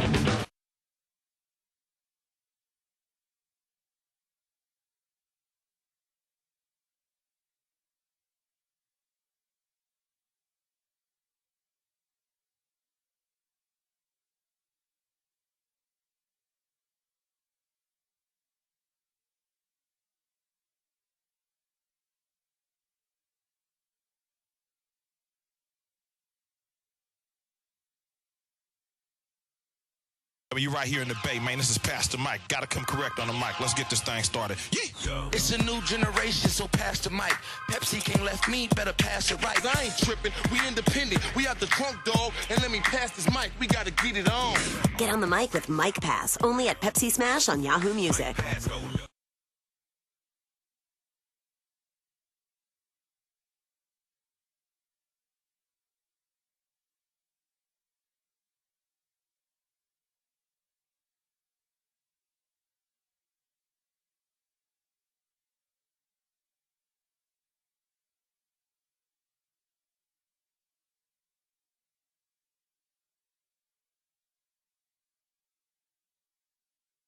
FSN North. Make sure you stay with us after game for Quest Twins Live, which will include the Toyota post-game wrap. Our on-field demonstration tonight will be perfecting the rundown. The gang will be on the field teaching us what to do and what not to do in a rundown. We'll also have player reaction from both sides, and we'll have much, much more on Quest Twins Live after the game. Dick and Bert?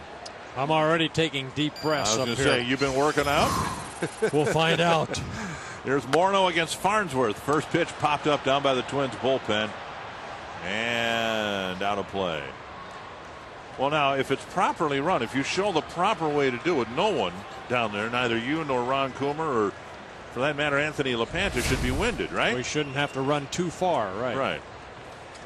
Here's Farnsworth coming out of the Yankee pen as Joe Girardi's trying to patch together the end of this ball game. Well, they're all trying to get to Rivera in the ninth. Farnsworth in his third season with the Yankees. Hard throwing right-hander. Good hard fastball. Inner half of the plate to Justin, and he swings through it. Farnsworth 20 strikeouts in 23 and a third innings. Morneau 3 for 6 with a pair of doubles lifetime against Farnsworth. Driven to right field. This is more than a double.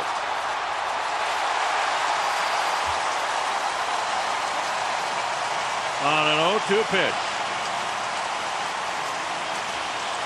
And it's a one-run ball game. Farnsworth in relief gives up his 8th home run.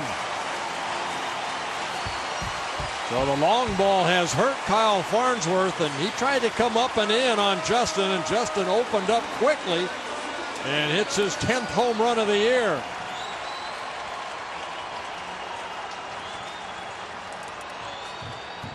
And now Kadire took the ball hard twice tonight, and Farnsworth misses ball one. You see where he tried to come up, but Justin getting the barrel of the bat out quickly and putting the Twins within one run. Now Kadire takes a strike, 1-1. Take another look at Justin's swing. The strength he can generate with that quick swing.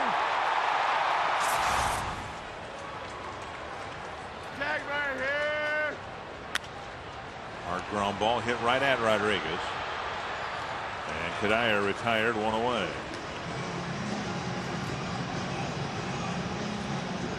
It's a lot of home runs for a guy with just 21 innings worth of pitching. 23 2/3 now for Farnsworth, but 8 home runs. Well, he gave up 9 all of last year in 60 innings in 64 appearances. So not hitting his spots.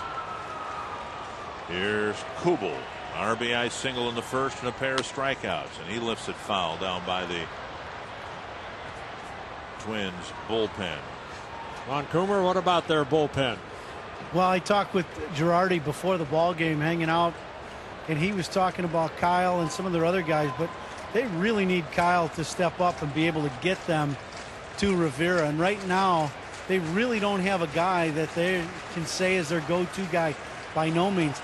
Kyle, like you guys were just talking, is bit by the home run ball and always has been. He throws really hard, but really straight. Betemit stays with a second hop. Farnsworth covers, and Kubel's retired, out number 2. That'll bring up Delman Young. Well, you have that straight fastball, and if you do not hit your spots, especially if you work down the heart of the plate, I don't care how hard you throw, these major league hitters will hit it a long way. Example, what Justin just did.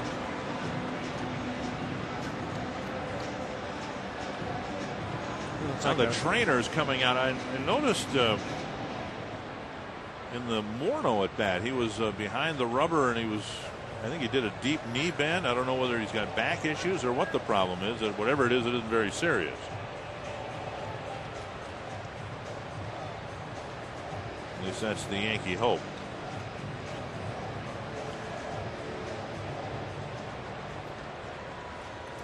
So it's a one-run game, and now Delman Young with 2 out. Takes up an in-ball 1. Young with a sharp single, driving in a run in the first inning, then a ground ball to third and a fly to left.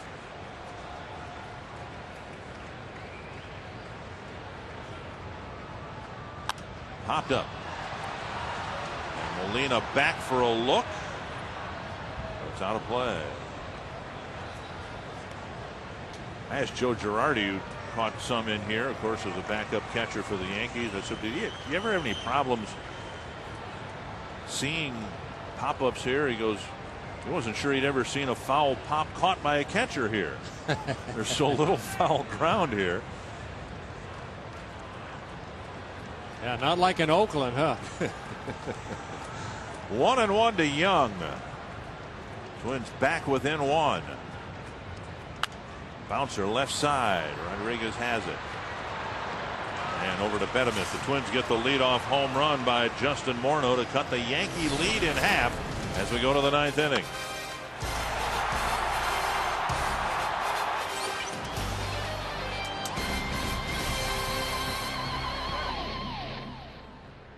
Hey, this is Dustin Pedroia. Hey, this is John Main. All of my games are live. Live and on demand on MLB.tv. On MLB.tv. MLB.tv. MLB.tv. Keep watching. Keep watching. Keep watching.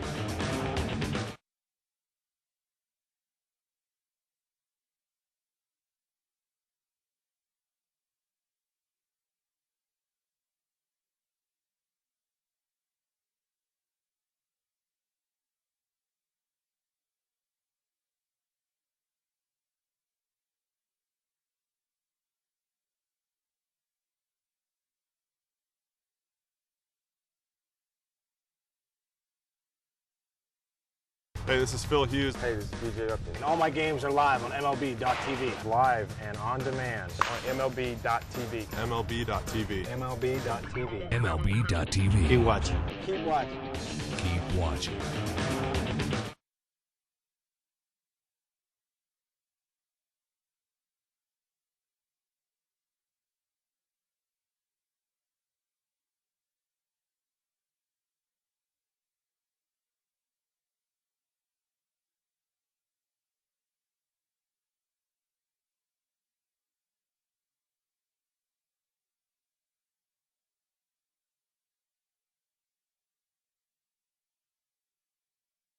Hey, this is James Shields. Hey, this is Victor Martinez. And all my games.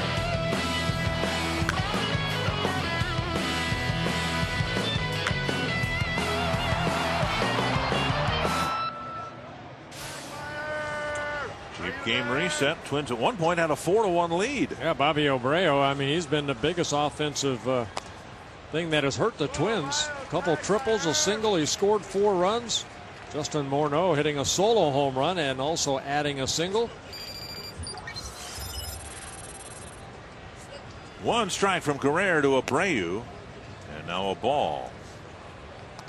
Now Abreu led off the 3rd with the triple. He led off the 5th with a single and then led off the 7th with a triple.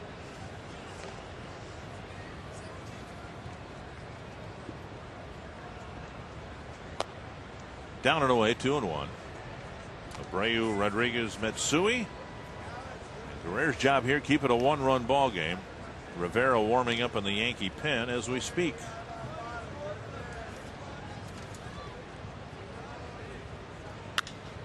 They might actually get him out. 1 down. And then behind Abreu is Alex Rodriguez, who's had an impactful day at the plate too. Yeah, an RBI in the 3rd inning that scored Abreu after his leadoff triple. Then an RBI double scoring Abreu in the 5th.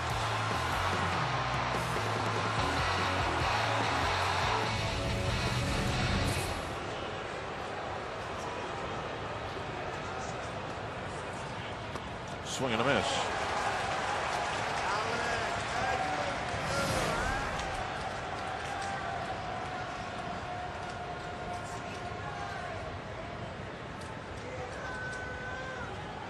Rangers beat Oakland 3-1. With all the circus surrounding Rodriguez, and would he come back to the Yankees? He opted out of his deal and re-signed with them. The bottom line for the Rangers, it saved them $18 million. It just fell from the sky. There's a fly to center, and Gomez streaks in, and he can't make the play. Rodriguez will go to second. Gomez playing back deeply, and he came in as far as his legs would carry him, but he couldn't quite get there. Well, Rodriguez getting his third hit, his second double of the ball game. Guy has so much power as an outfielder. You play pretty deep. And Rodriguez just lifting this ball to short right, or excuse me, left center. And Gomez just comes up a little short. And Delman Young there backing it up, but Rodriguez gets into scoring position. Matsui will be intentionally walked. I would imagine the Rangers would appreciate that $18 million in the kitty as they begin the talks with Josh Hamilton or re-signing him for a longer-term deal.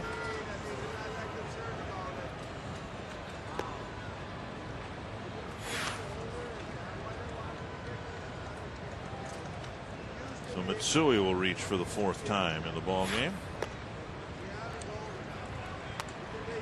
So how many runs will it be for Rivera? 1, 2, 3 or more? And if it's more, maybe Rivera doesn't even enter the ball game. Here's Giambi. Well, let's just make it 1.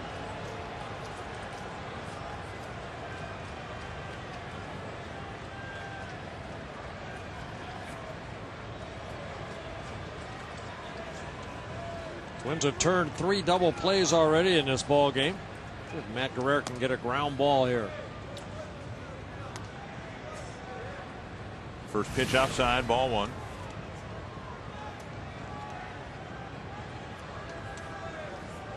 Leading the team with his 11 home runs.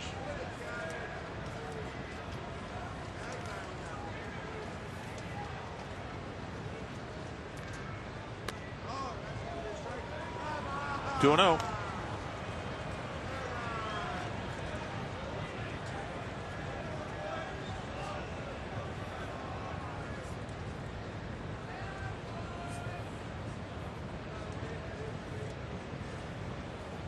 When Perkins pitched into the 5th inning. A high fly to center. Gomez with the catch. Out number 2. Saw Gomez right there do a good job of getting behind that ball. Now Rodriguez isn't really going to tag up and try to run on that arm, but these are little things that you want to continue to practice, even though it's a situation that, you know, Rodriguez stays at second. Get behind that ball and make a good throw back in the infield. You saw Gomez kind of shaking his head like that throw didn't go where he wanted to. There's Breslow warming up in the Twins pen. Maybe that gets back to what Michael Kadire said before, you know, getting a grip on the ball and throwing it and making sure you hit the cutoff man and having to adjust your throw to whatever grip you might have on the ball at a given time. As an outfielder, you like to get a little bit of seam on that ball, because if you don't get any seam, that ball can just sail on you. Bob Feller used to call that the old Navy pitch, the old sailor. Jerry White's worked with Gomez a lot on doing just that. You know, feeling the ball in your right hand, getting a grip and throwing across the seams so the ball doesn't sail so much. We've seen Gomez have some really wild throws from center field. Yeah, he's throwing that old sailor, the old Navy pitch. Betterment will force Gomez to run after this one. He'll get there to end the inning. The Yankees get a couple of men aboard. Guerrero pitches out of trouble. It's a 1-run lead for Mariano Rivera in the ninth.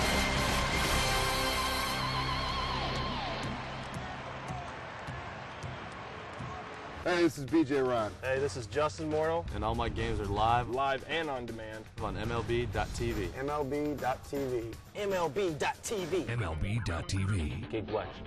Keep watching. Keep watching. Even when you can't watch your favorite team, you can know what's happening with MLB.com's mobile team alerts, now including video alerts for your video-enabled phone. You'll get video highlights minutes after they happen, text messages on home runs, lead changes, and more. Everything you need to stay informed throughout the season for just $3.99 per month. Sign up now and pick your favorite team. Text MLB to 65246. For complete details, go to MLB.com/mobile.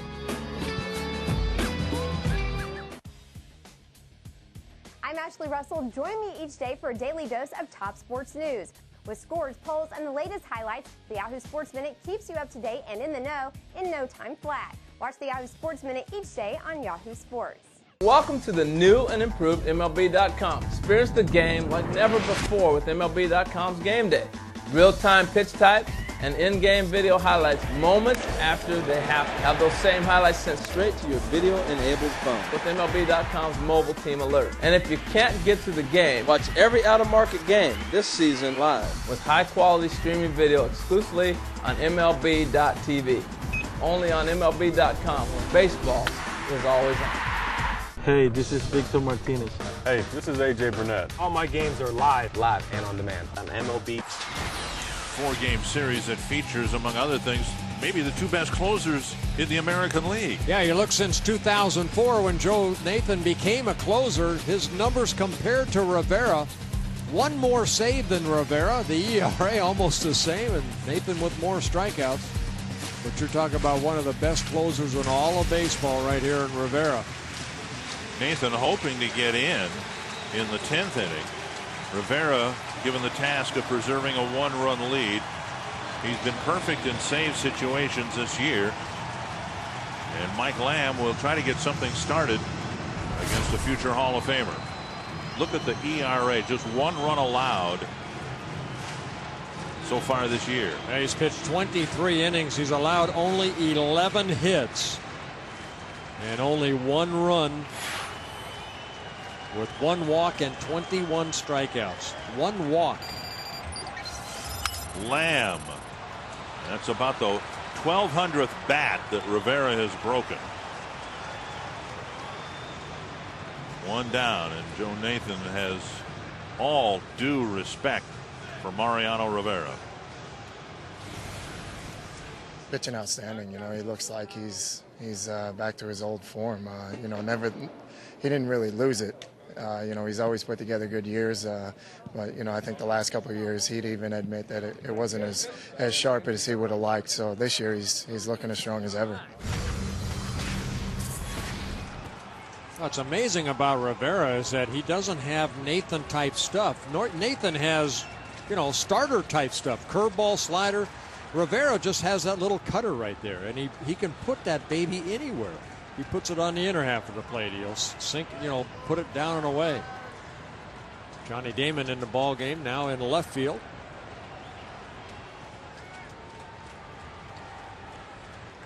1-0 to Harris. And now 1-1. Hitters say, you know, you go up there and you look for that little cutter and it just jumps on you. He just, when his releases that ball, I always talk about working out front. He does a great job of that and just throws that little cutter off center fastball that's just moving all the time.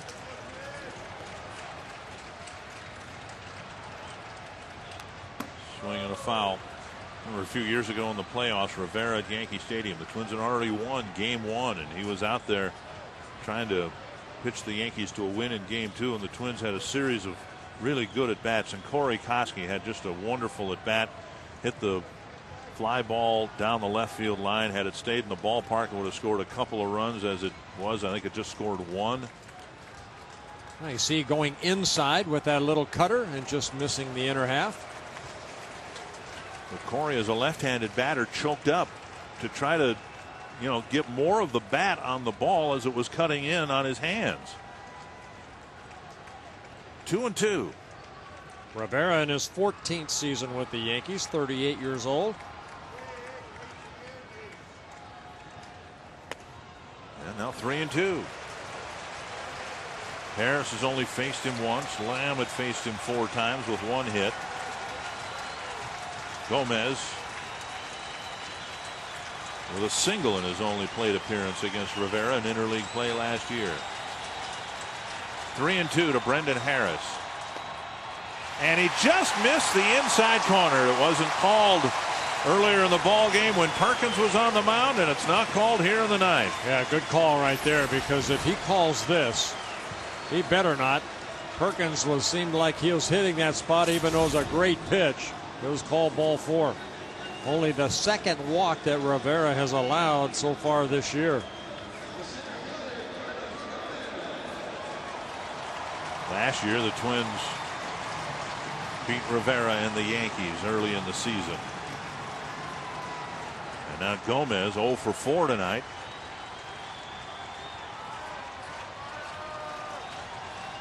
With Craig Monroe in the on-deck circle. Swing and a miss. Foul tip. Harris can steal a base, but again, Molina has been very good at throwing out runners this year. Yeah, Molina 12 of 33 behind the plate. Don't want to take a chance right here, I wouldn't think. Rivera does have that high leg kick. And there's the second shattered bat this inning on a check swing.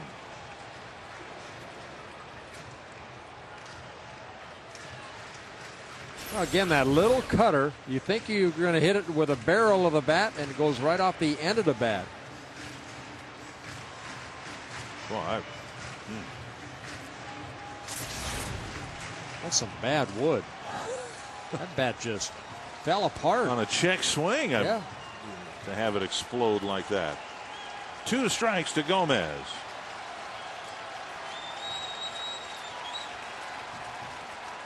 Molina sets up outside, and Gomez reaches out to flick it foul.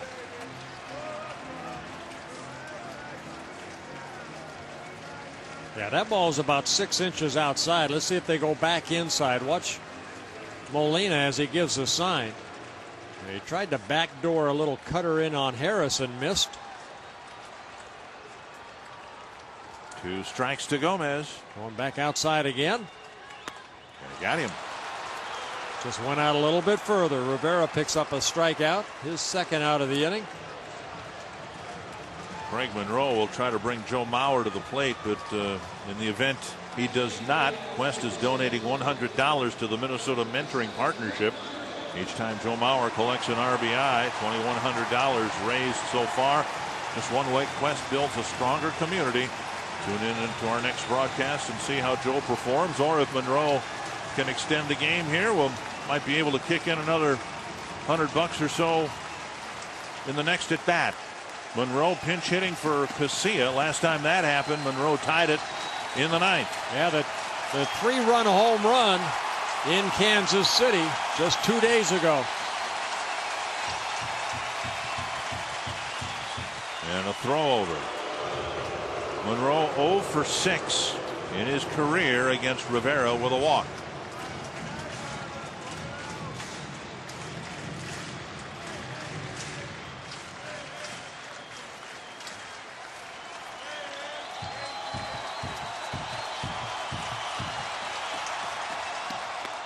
On the outside corner, a 3-2 pitch. Twins are down to their last strike and their last out. Yeah, Joel Peralta threw that right into the swing, a line drive home run that tied the game at 8 apiece. And the Twins ended up winning that ball game in the 10th, 9-8. 1 strike to Monroe. And Molina set up outside. Rivera hit the target to even the count.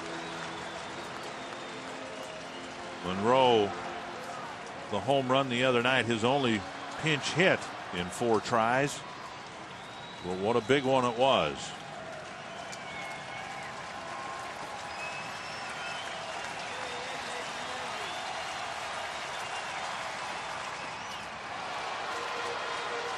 One and two. That's the ball right there that Craig says he has to try to stay off of, but you know, that ball looks so big when it's up in your eyes like that.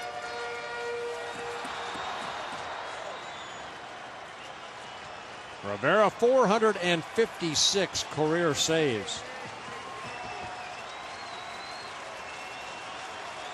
1-2 to Monroe, again down to his last strike. Got him looking. And the Yankees win the opener by a run, 6-5. Well, a pitcher's pitch ends this ball game. Down and away on the black. And Rivera picks up his 14th save. Mike Mussina, the winner for the Yankees. For much more on this game, let's send it over to Anthony LaPanta for a preview of Quest Twins Live. Guys, ahead on the post-game show, we'll be demonstrating the rundown. Bert Blyleven will show you how it's done. Player reaction will show you how the Yankees are so tough because they take pitchers.